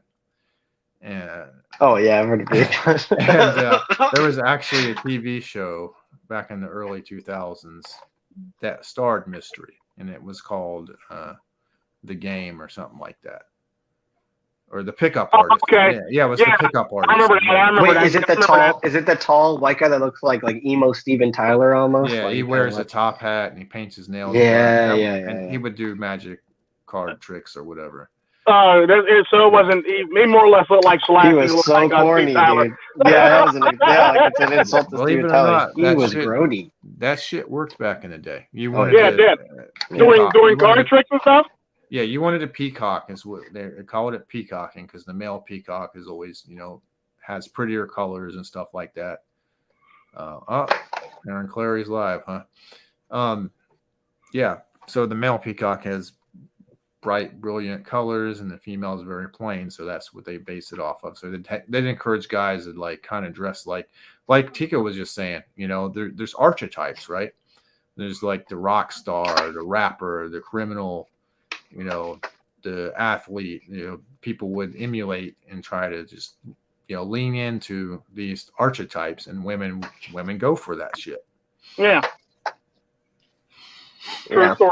And obviously, if you're a MGTOW, you monk guy, you don't really give a shit either way. But it is interesting to talk about. Yeah, it's always interesting to talk about because you gotta at some point you gotta dissect it, whether you're a monk or not, to actually talk about it and form your opinion on it or give your thoughts on certain things, whether we like it or not. And you might be a monk, but you still have to talk about the stuff that you see and the stuff around you and the stuff that's going on. It's almost like monks are pretty much like the news reporters of the Manosphere, and they're typically a lot of them are pretty neutral or unbiased. Yeah. But some of them are very biased. Yeah. I appreciate the unbiased ones that are just like, hey, this is how it is, Or the ones that will come out and tell you, I'm not a fan of it, but let's take a deep dive into it. Right. Like, okay, cool. And then you got the ones that are like, still in red pill rage mode that are damn near like the, unfortunately, those are the guys that you could almost parallel with, your most hardcore green, pink-haired feminist. Yeah. And there's a few of those. It's like, oh, okay, that's a bit extreme. Yeah. Okay, Yep. next channel. I don't want to get in trouble. I don't want to have the Homeland Security knocking at my door because I watched your channel. Man, and this is why I've started to kind of refer to all this as the mana swamp, because you got everybody's at war with each other. The tribalism that the earlier topic that we were talking about, the PUAs are getting attacked by the MGTOWs, and the PUAs are attacking the black pillars, and one PUA is attacking pretty much anybody who's not him. Yeah. Simplicious again. If you go and look at his channel, I'm still using that from here on out. hey, just Simplicious. That didn't originate from me. That's Hammerhand. That's Hammerhand. I know. I'm still using that from here on out. Now I'm Simplicious. But if you go and you look at his channel, most of it is either like bullshit pictures of girls he paid to pose with him, or they're attack videos. He's attacking pretty much everybody who's not him. And I mean, he attacked like the black pill guys started like sucking up to him because he was attacking Rollo Tomasi and some other guys, and then they quickly realized their mistake when he attacked them and said that the black pill was toxic, and it is. I actually agree with Simplicious on that one. Well, my things on it is it can be toxic if you over abuse it or overuse it or try to overly do it. Like there are some black pillars that are not, they don't really consider themselves black pillars, but they're more knowledge based, or they're more esoteric, or they're like case in point, like he don't really consider himself a black pillar, but there used to be a YouTuber, I don't know if he's still making content, Cosmic Skeptic. Never heard of him. He used to make videos on a regular basis, breaking down different topics from different things. Let it be the manosphere, let it be science, let it be history, let it be Bible, let it be religion, let it be anything. He used to break down every single topic, and he used to literally give like a unbiased point of view on it, despite the fact that I think he was atheist. I could be wrong, but I think he was atheist. But he used to give like the most unbiased views on everything, which was actually pretty nice. And he played devil's advocate a lot. But I don't know I think he went to college, or he had to go to college and stuff like that. So he stopped making videos because he got busy with his learning. But yeah, he was actually a pretty good example of somebody that is a knowledge-driven black pillar, or what one of the people referred to as the light side of the black pill, basically. Sure. And I don't totally disagree with the black pill on everything. They hit the nail on the head on some things, but the problem is like the people that are in that group and how they behave, and they don't do themselves any favors. Yeah. To be quite honest. They don't. And one thing I was saying to Yam in a stream the one time is, you ever notice, like a lot of the stuff that they say is nothing more than something taken from another group of people, but it's reworded differently, like looks maxing. What do MGTOW say about, what's MGTOW's version of looks maxing? Hit the gym. Well, they were already in the. They're already I'm just saying. out. Well, no, I'm just saying MGTOW basically is hit the gym, focus on yourself, focus on your money, focus on, stay on your grind, basically.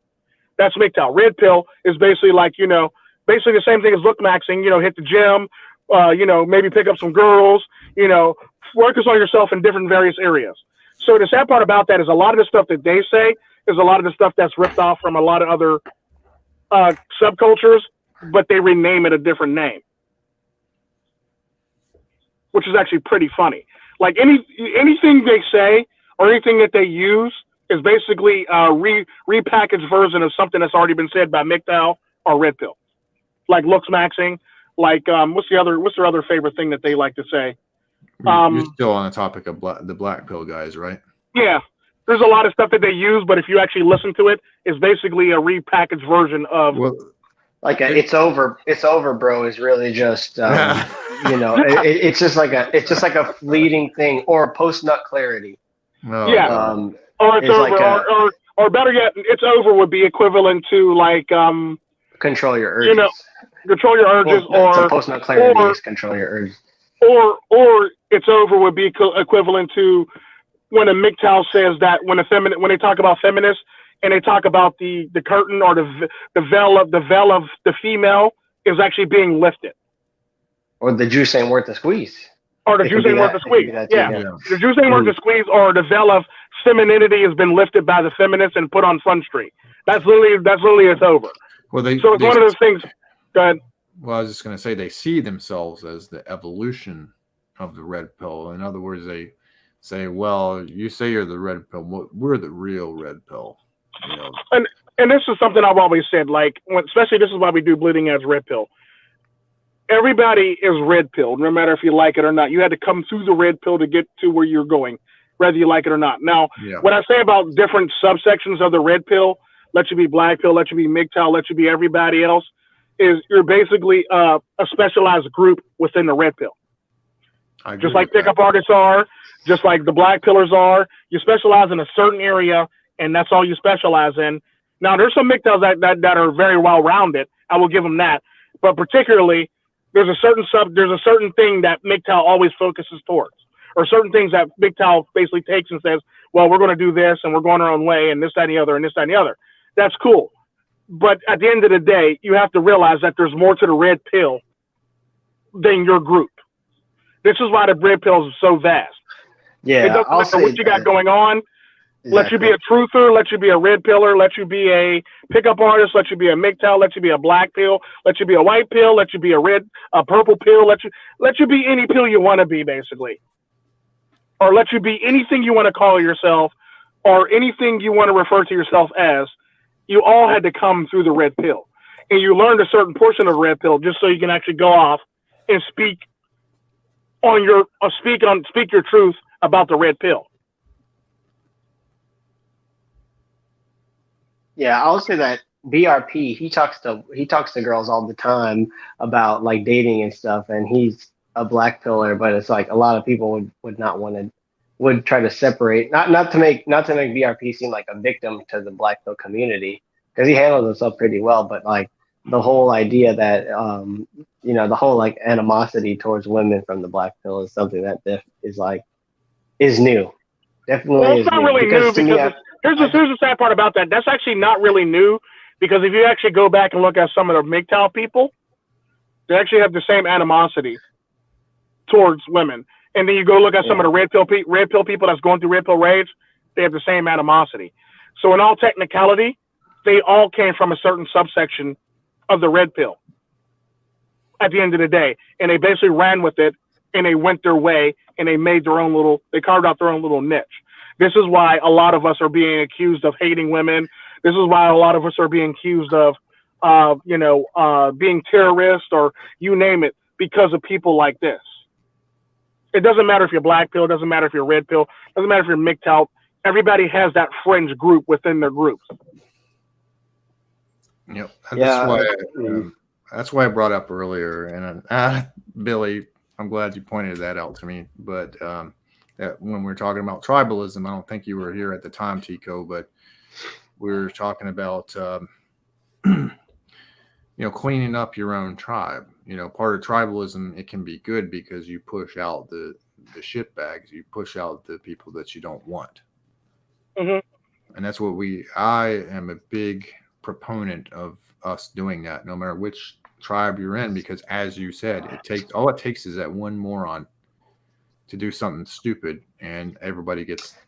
I mean, take the Ticosphere, for example. If you want to consider one tribe, I don't think people ever get pushed out of the Ticosphere.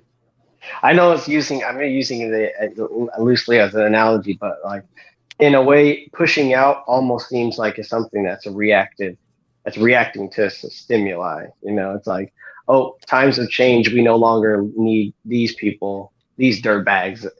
Because a lot of times the people who are dirtbags or something might have built part of the infrastructure, or they did some of the hunting, or they did some of the they like at one point in time fought or worked or somehow injured or debilitated. They can't actually provide anything to the tribe anymore. So they're like excommunicated, you know. Whereas like I think that it's not always necessary to push people out of the tribe, and like maybe I know that it's pretty open-minded, but the idea of even letting people into the tribe that are good is also something that I think is the positive part of tribalism, is that what a tribe recognizes as good, it will always value it over some like outside like perspective. Whereas like you can it's like for me, for example, like I could have easily fallen into like a black pill negative tribe or something, but I might manage to fall somewhere into like some space in between that, or like the Ticosphere, which has some black pill like people in it who have some black pill like perspective, but I think it's more well rounded than just calling it black pill. So I mean, there's that. There's adding people to the tribe that are going to help. Obviously, not like a liberal amount of people being added, because then at that point, it's not really. It's just like a small collective of people at that point. But no, there's the idea of this diaspora of red pill people who like were used to the original red pill stuff, and now we have this like warped view of it kind of being the main. Oh, and Cypher's in the house. Hey, what's up? Big baby Cypher? Oh, what's up? You look 3D. Can you hear me?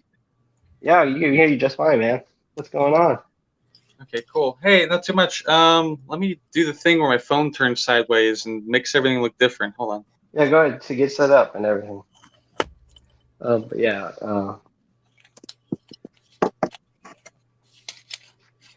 How you boys doing? Yeah, we were just talking about tribalism, and we were talking about the black pillars, and the black pillars are kind of like the Sith lords of the manosphere. Like if you think about the Star Wars universe.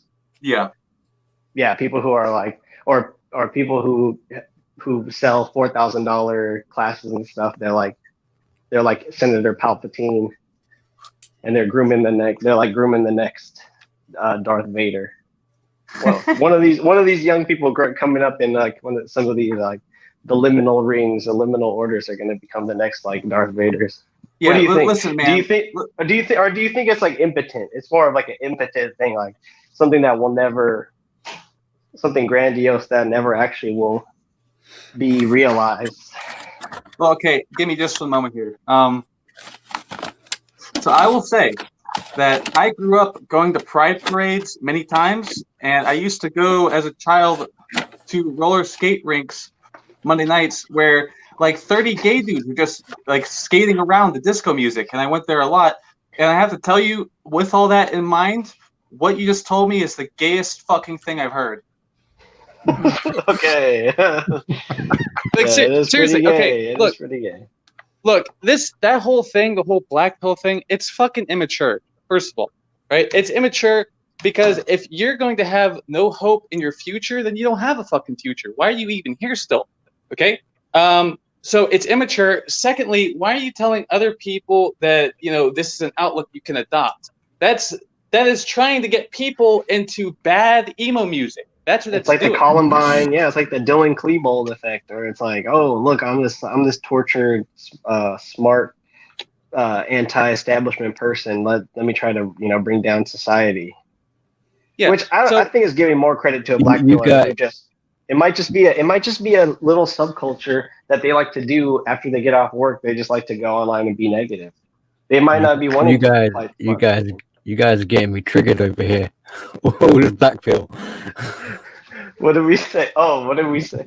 What do they always say to you, Billy? Don't they always say something to you that triggers the crap out of you? What do you mean? I don't know. What, with regard to the black pill? Yeah. There was. I remember an episode a while back. I was trying to remember the callback, but it was like something like, or it was in a forum, like a narcissism forum that you were in, where they were like, well, when people put petty, the word petty. Petty. Oh yeah. Yeah, it was the word petty. Well, it wasn't me that got triggered over it. It was everyone else. Like, they got triggered because I was the one that said petty. Yeah, no, I remember you were getting triggered ironically at the fact that like people thought it was petty, but yeah, that's essentially what we're doing is. I mean, you're saying like, right, Baron, you're triggering me right now. I was the one that said they were being petty, and they were getting their knickers in a twist because I called them petty. So I was getting pissed off at them being pissed off. It was kind of like the one time. It was kind of like the one time when I went on a run of videos about him. Mr. OMD, yeah. No, I didn't do that. That's before him. I was going on a run of videos about them, and it got to the point where they were like, "Why are you picking on us?" In my comment section. Well, it's funny the black pillars always get Why are you always picking on us? Leave us alone.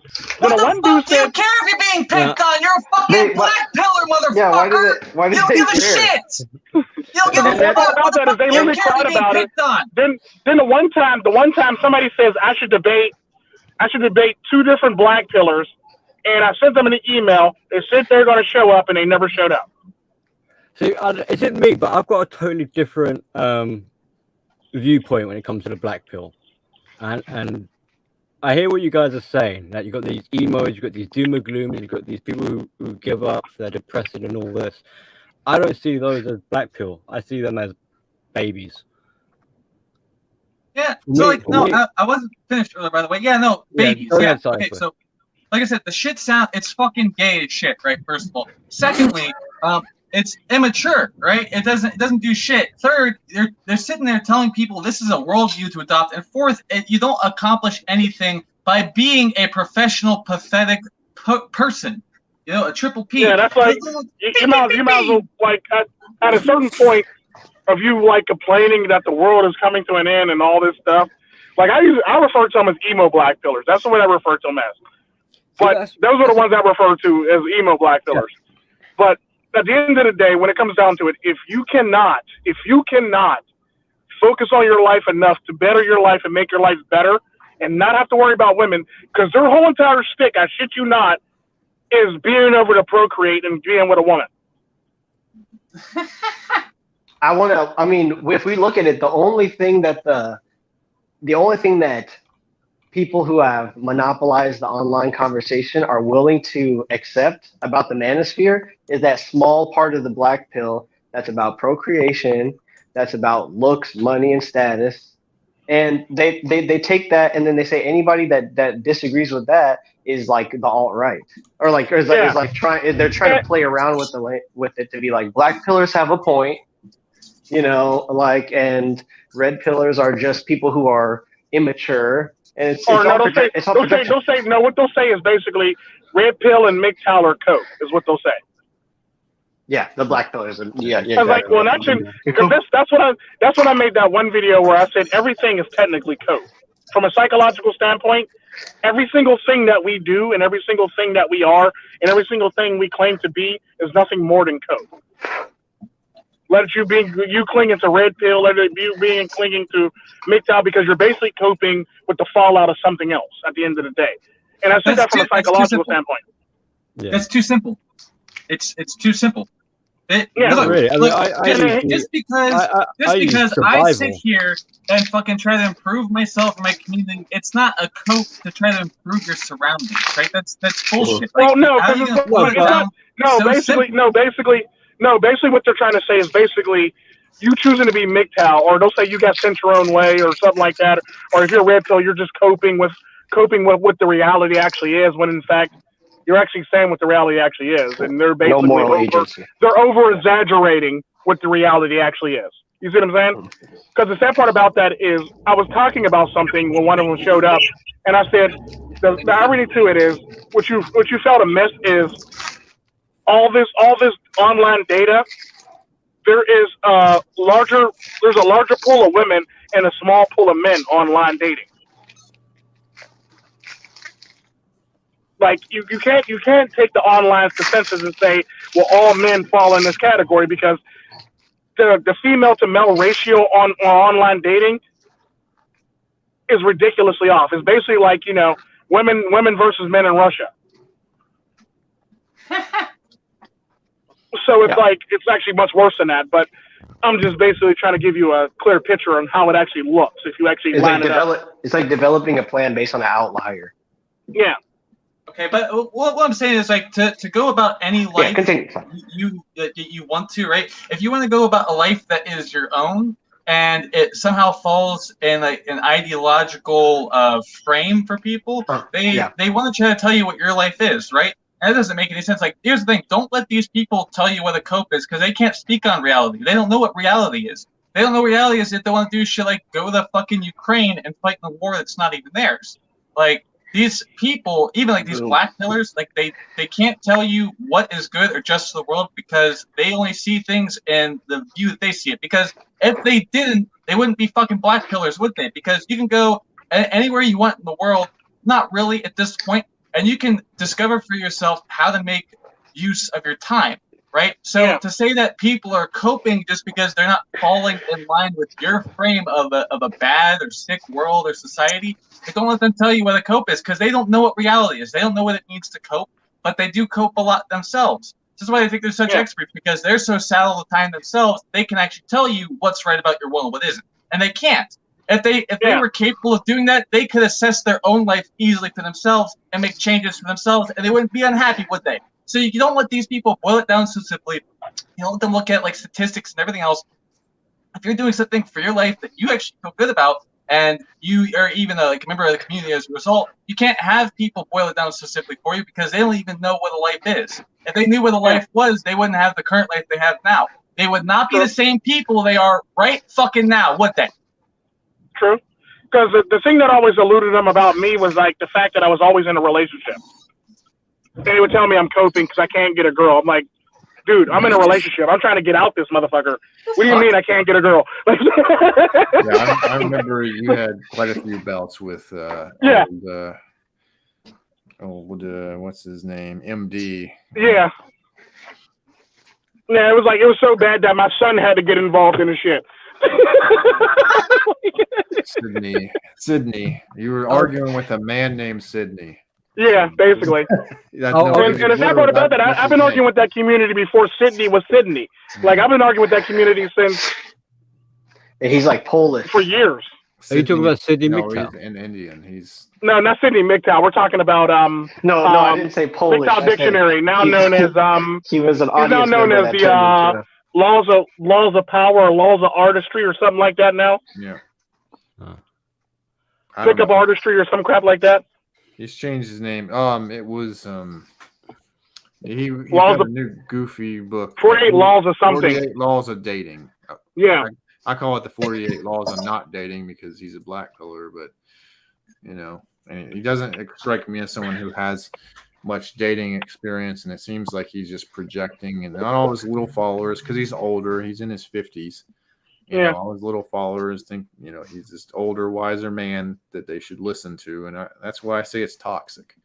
Yeah, because the sad part about that, a long time ago, he was on a stream with me. He had like 8 different streams with I know. Yeah. And the sad part about that is that's when I made the rule. That's when the rules came up. No talking about other people that are not here to defend themselves. What was the rules, Yam? You were there for them rules. No I was talking about other there. people that are not here to defend themselves. Respect people having a panel, and it was a third one. Okay, if the person wasn't here to defend themselves, don't talk about them. Don't talk about family. Well, family And came respect- last. Family came after the one stream when he kept on trying to harp on Hammerhand. Don't talk about other people's family members. Literally came after that stream. That was number 4. There was only 3 rules originally. And then respect, and then it's redundant, but you also had to add respect everybody on the panel itself. Panel, yes, which made no sense to me while I was adding that, but apparently people couldn't understand. You're Respect the panel. A 54-year-old man and stuff. Keep that in mind. I know. And the same part about that is, the best part about that is, at the time, Lazlo was like 6. He came up with those rules. Huh. My 6-year-old came up with those rules, and a 50-year-old man couldn't follow them. Yeah. Like, think about that.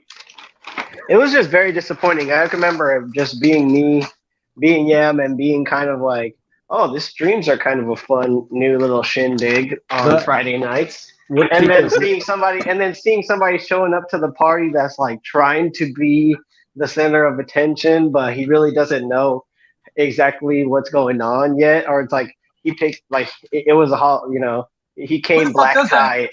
He came black tie, and it was like a Halloween party. So he just was trying way too hard, and then seeing him just kind of be like, nah, man, you're in denial. It's like, dude, you're wearing a full tux. Like you're trying way too hard. And I'll just say something about what Tico just said there about his 6-year-old writing the rules that a 50-year-old can't. Remember what we said earlier in the conversation about think about the children. Well, it just shows that Tico's son has just proved that we don't need to worry about the children. They'll do fine. It's us interfering with the children that is the problem. Yeah, because the sad part about that, what people don't know about a lot of the live streams I'm in, when I'm trying to explain something to somebody and they're not getting it, I literally mute my mic and I turn to Lazlo and I go to him, are you getting what I'm saying? Am I being crazy? Does it sound like outlandish? Are you catching this? He goes, yeah. And if he can catch it and you can't catch it, now I have a problem with you. You see what I'm saying? Because at the time when I'm in the live stream, my son is sitting right next to me and I'll mute the mic and I'll go, are you catching this, Lazlo? Are you understanding where daddy's going with this? Do you understand the line of reasoning and the line in which daddy's taking to get to this point? And if he understands it, but a grown man can't understand it, now I have a problem. And this is the problem I've always had. You actually do that, right? Yeah. Yeah, no, that's a good father right there. Good shit, dude. Because I want my son to basically learn the world, but I want him to learn it through his own eyes. And I don't want to manipulate him into, I don't want to push him into learning something that he doesn't need to learn, or he doesn't quite understand. What's the name of Simba's father? What's his name? No, I can't remember. But it's like Simba. Mufasa. Mufasa. Yeah, Tico's like Mufasa. Teaching the Simba. Yeah, if you were to force a worldview, you'd just be another parent that turns out to be like some sort of useless LGBT advocate again. Like, keep in mind, like, I'm the gayest guy here, right?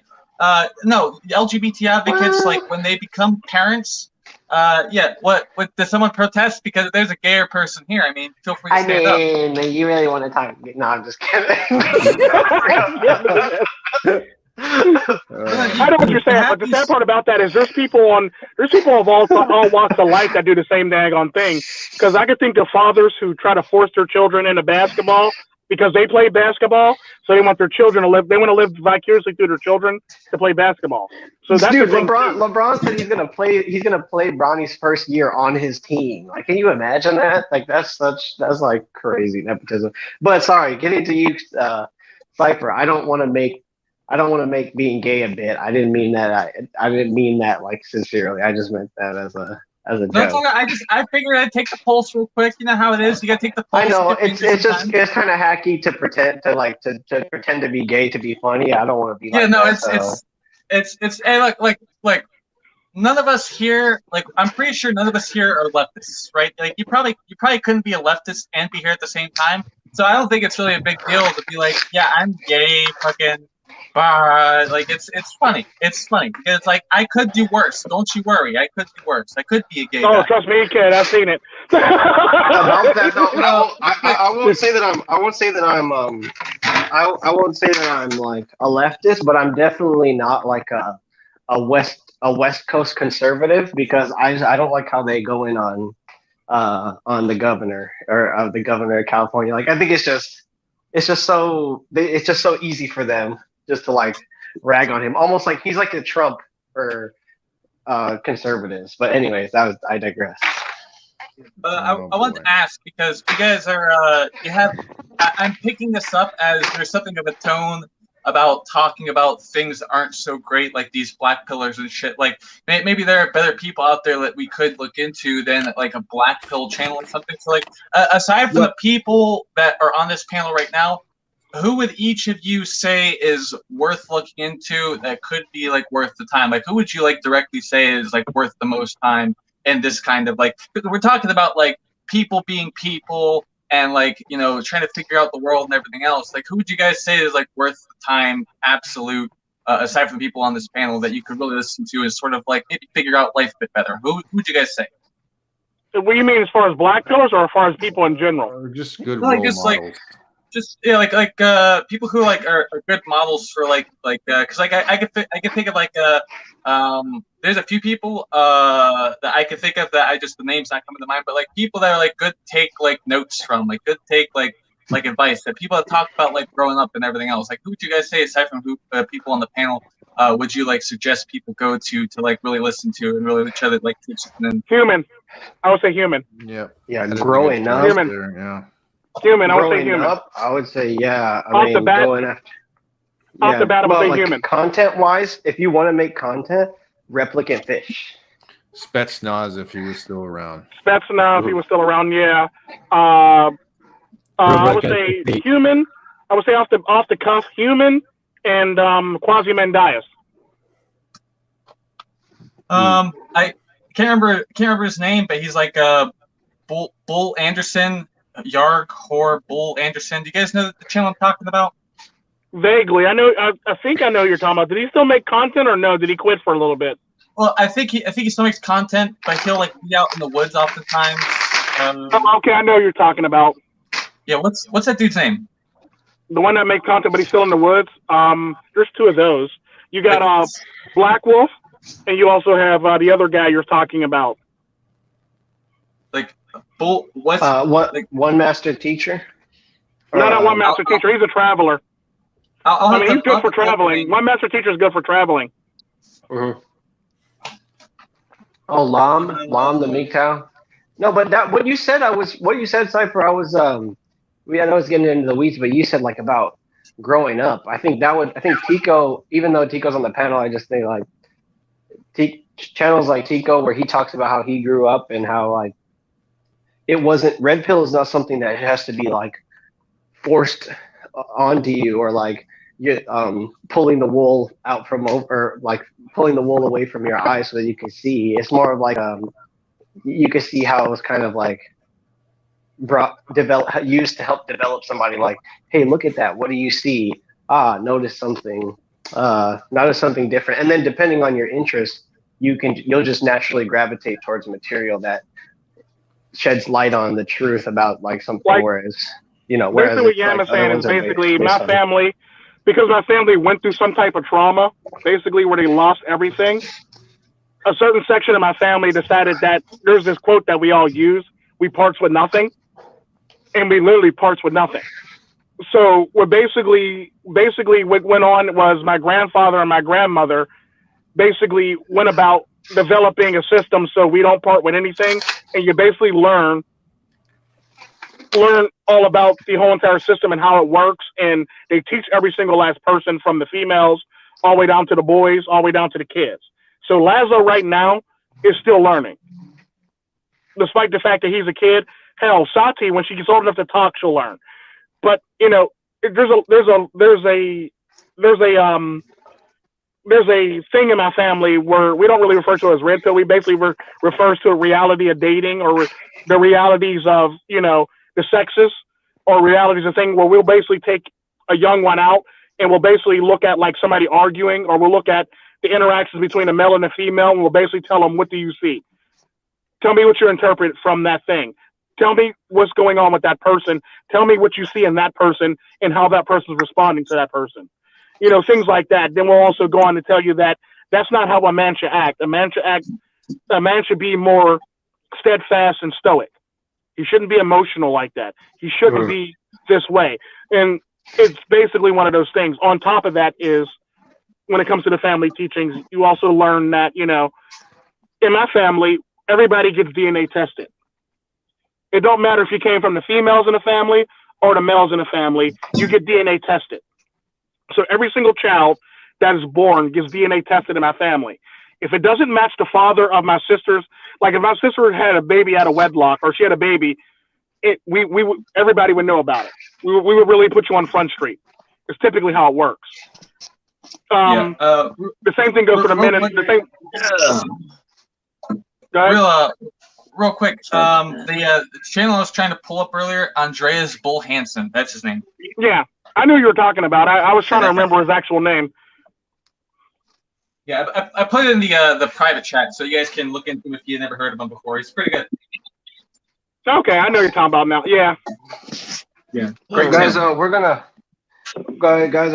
Cypher, I'm glad you showed up and you hit that, like, you kind of called back to the tribalism topic that we had before. I'm shocked if you weren't actually listening. It's so hit the nail right on the head. Yeah, it's crazy. It's crazy. If you go back and listen to it, like, your entrance was almost perfectly timed, because it was like beating somebody over the head with a primordial club of information about their feelings. But yeah, so. Just to kind of close out, I noticed Tico had talked about just giving somebody a voice to express what's happening around them. I'm glad that we have the engagement that we do just in our comments section. That would be a good way to figure out, without any specific examples. Like if you go to if you find a community that you like, just study the people in the community, like study how they engage with the content. Like if it's overwhelmingly positive, make a note of it. If it's overwhelmingly negative, make a note of it. And then just kind of like, I guess you can, like, that way you can manage your expectations for what to expect the next time that content is like posted. That way every time you come to it, you kind of have a fresh. What does that mean? I think it's me. Is it me? Yeah, I don't. It might be me. No, yeah, like that's a good way to. We're closing out. Yeah, we're gonna try to keep these ones short now that we've been going about 2 hours. So, but and answer your question, Aspiring Formula, yeah, they would be a nice form of the Trisco Mafia would be a nice form of that, of Black Pill. Since we kind of sort of glossed over and we forgot to answer your question. Sorry about that, Pimpin'. Yeah, Inspiring. What we'll do is we'll probably end up talking about this. We'll probably end up talking about this next week too. I got it. So we had fun. Wind, you're a little bit late. You want to do your outro? I don't think I got some closing thought. Wait a minute. Yeah, go ahead. What, Billy? Or was that Rifle? Cypher. Or was that Cypher? Yeah. Cypher. No, I didn't know. Someone said about an outro, and I wanted to say something before we head out because I didn't know if anyone would let me say something that feels kind of scripted or whatever. I don't know, but real quick, whoever is actually, because I can't tell, whoever's actually uploading this to YouTube, please take that link I left in private chat and link it. I think if people look into the channel, they have more that they could really get into, right? Because we have people that speak at length about stuff. This dude really speaks to, masculinity and like decisions we have to make in the world and how people are doing right now. So I think that Andres Bull Hansen, again, I can't remember the full name, but Andres Bull Hansen, I left the link in private chat. I just, I'm glad that I actually caught you guys. I haven't checked my phone all day, and I saw a message from 7 hours ago. I'm like, fuck, is this still happening? Is this still? So I didn't know if you guys had started yet. I'm like, let's see if they're even here. I am surprised you guys were here at this time. So that was interesting. It was like it was meant to happen. Because again, I checked my phone. Well, no, I think you sent. I think you sent me the link early. Yeah, I know he does that, but I was surprised because it's the first time I checked my phone all day. Yeah, I do all day. So, and I see the link, and I was like, I hope these guys are here. I like these guys, you know. So maybe it was I'm the glad to see Force. you. Nice to see you. You too, man. Yeah, thanks for stopping by. Like I said, you breath of fresh air coming in with the candid camera yelling at all the. He was people. high energy. Can't take it. He was very high energy when he came in here. I tell you, high gay energy. It's Yeah, very, it's very powerful. I will say on that topic of yelling at children, I will say children because there is no serious adult out there that isn't doing this as a grift that takes the shit seriously. There is not a serious adult. Listen to me! There is not a serious fucking adult that is that pathetic that isn't doing this for a fucking grift. You kids are being taken for a goddamn ride. All you black pilling losers out there, listen, you don't contribute to shit because you were born to die pathetic, okay? Secondly, if you were worth the time, you would probably not be single. I can guarantee that you're not. If you aren't single, it's probably because you're with another pathetic soul like yourself, okay? If you want at any point to be able to face adversity and be able to live in this world unfeathered on your own fucking terms, you're not going to retire. You're not going to retire to being as pathetic as you are now and staying that way. You will either grow or you will fucking rot. It's one or the other. Make up your fucking mind. We're tired of dealing with you. it's a hell of an outro right there. It was great. I'm serious. In other words, what Tika would say, you're a waste of skin, you're a waste of breath. Make something of yourself. Do it. Don't fuck with me. Before I robot out again, I want to say this as a closing statement. The reason the Vikings were so successful is because they ate together. A family or a tribe that eats together stays together. Yeah. Also very good. And good outro. And one of the reasons why, if somebody's coming to pick me up and they're married and they're having dinner, I'll tell them to eat dinner first with their wife and children before picking me up, because the importance of eating with your family will instill values in the future generation. True. It's a red pill in the wind. Like I said, probably going to robot out. My closing thoughts, yeah, I guess just be good to yourselves and be like aware of just, I guess, what's going on in your communities. Don't let anyone fool you. And yeah, like Cypher said, just constantly better yourself, and then nothing can stop you. So it's the only thing you can do right in this world that doesn't cost money is to improve yourself. Okay, and well, sometimes it does cost money, depending on what you do. For all those people out there who have no guidance, heed my words. You will not improve if you compare yourself to others. Don't compare yourself to anything but your shadow from the previous day. You achieve nothing by putting yourself in the same picture as someone who is much taller than you. You cannot aspire to be better if you aspire to be a carbon copy of something that you are not and will never be.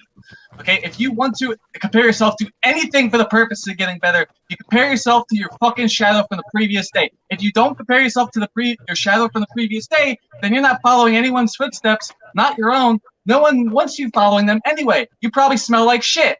Okay, real talk, straight up. If you want to better yourself, and it doesn't cost money. Okay, if you want to better yourself, all you gotta do is keep from having idols.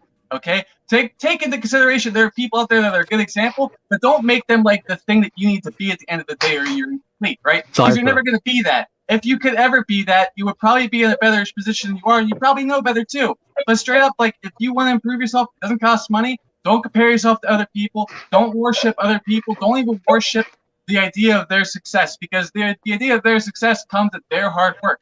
You can't afford to be an admirer because you're a nothing.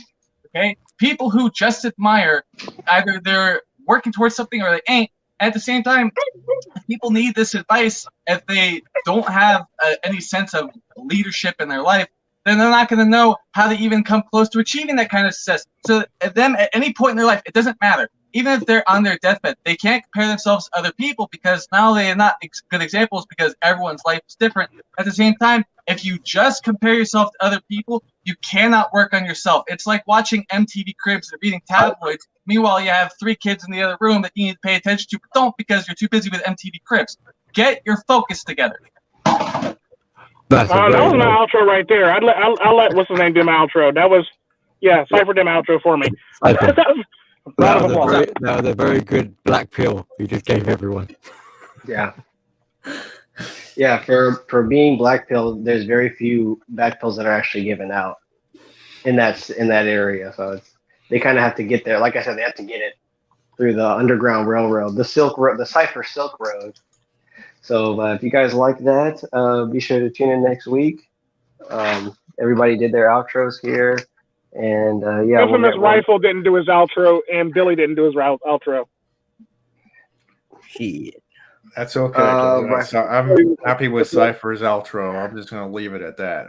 Me too. I'm happy with that one too. I don't need an outro after that one. As for Cypher, you guys all be good to yourselves and improve yourselves, and we're going to get out of here. And look who just showed up at the last minute.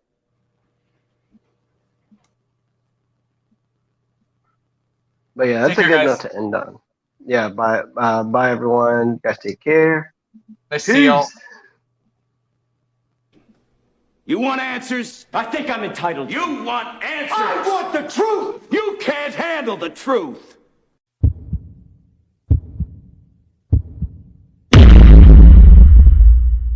Yeah! Sue's perfections, ooh, Sin City, Montana, Coke Boy, ooh, we run the city, homie tryna keep up, ooh, they going broke, I'll finish your career, ooh, get a rope, Warning, warning, warning, warning. Dope money, ooh, That Montega in the spot getting guap, ooh, That's hard labor. in the club popping bottles, Yeah, we blowing that sour. handful of real niggas, Rest of these niggas cowards. how you want it, How you want it? hands gun or the knife, Soon as your man see the barrel, he gon' run for his life, bullets flying. bullets flying. It's flying. See ya.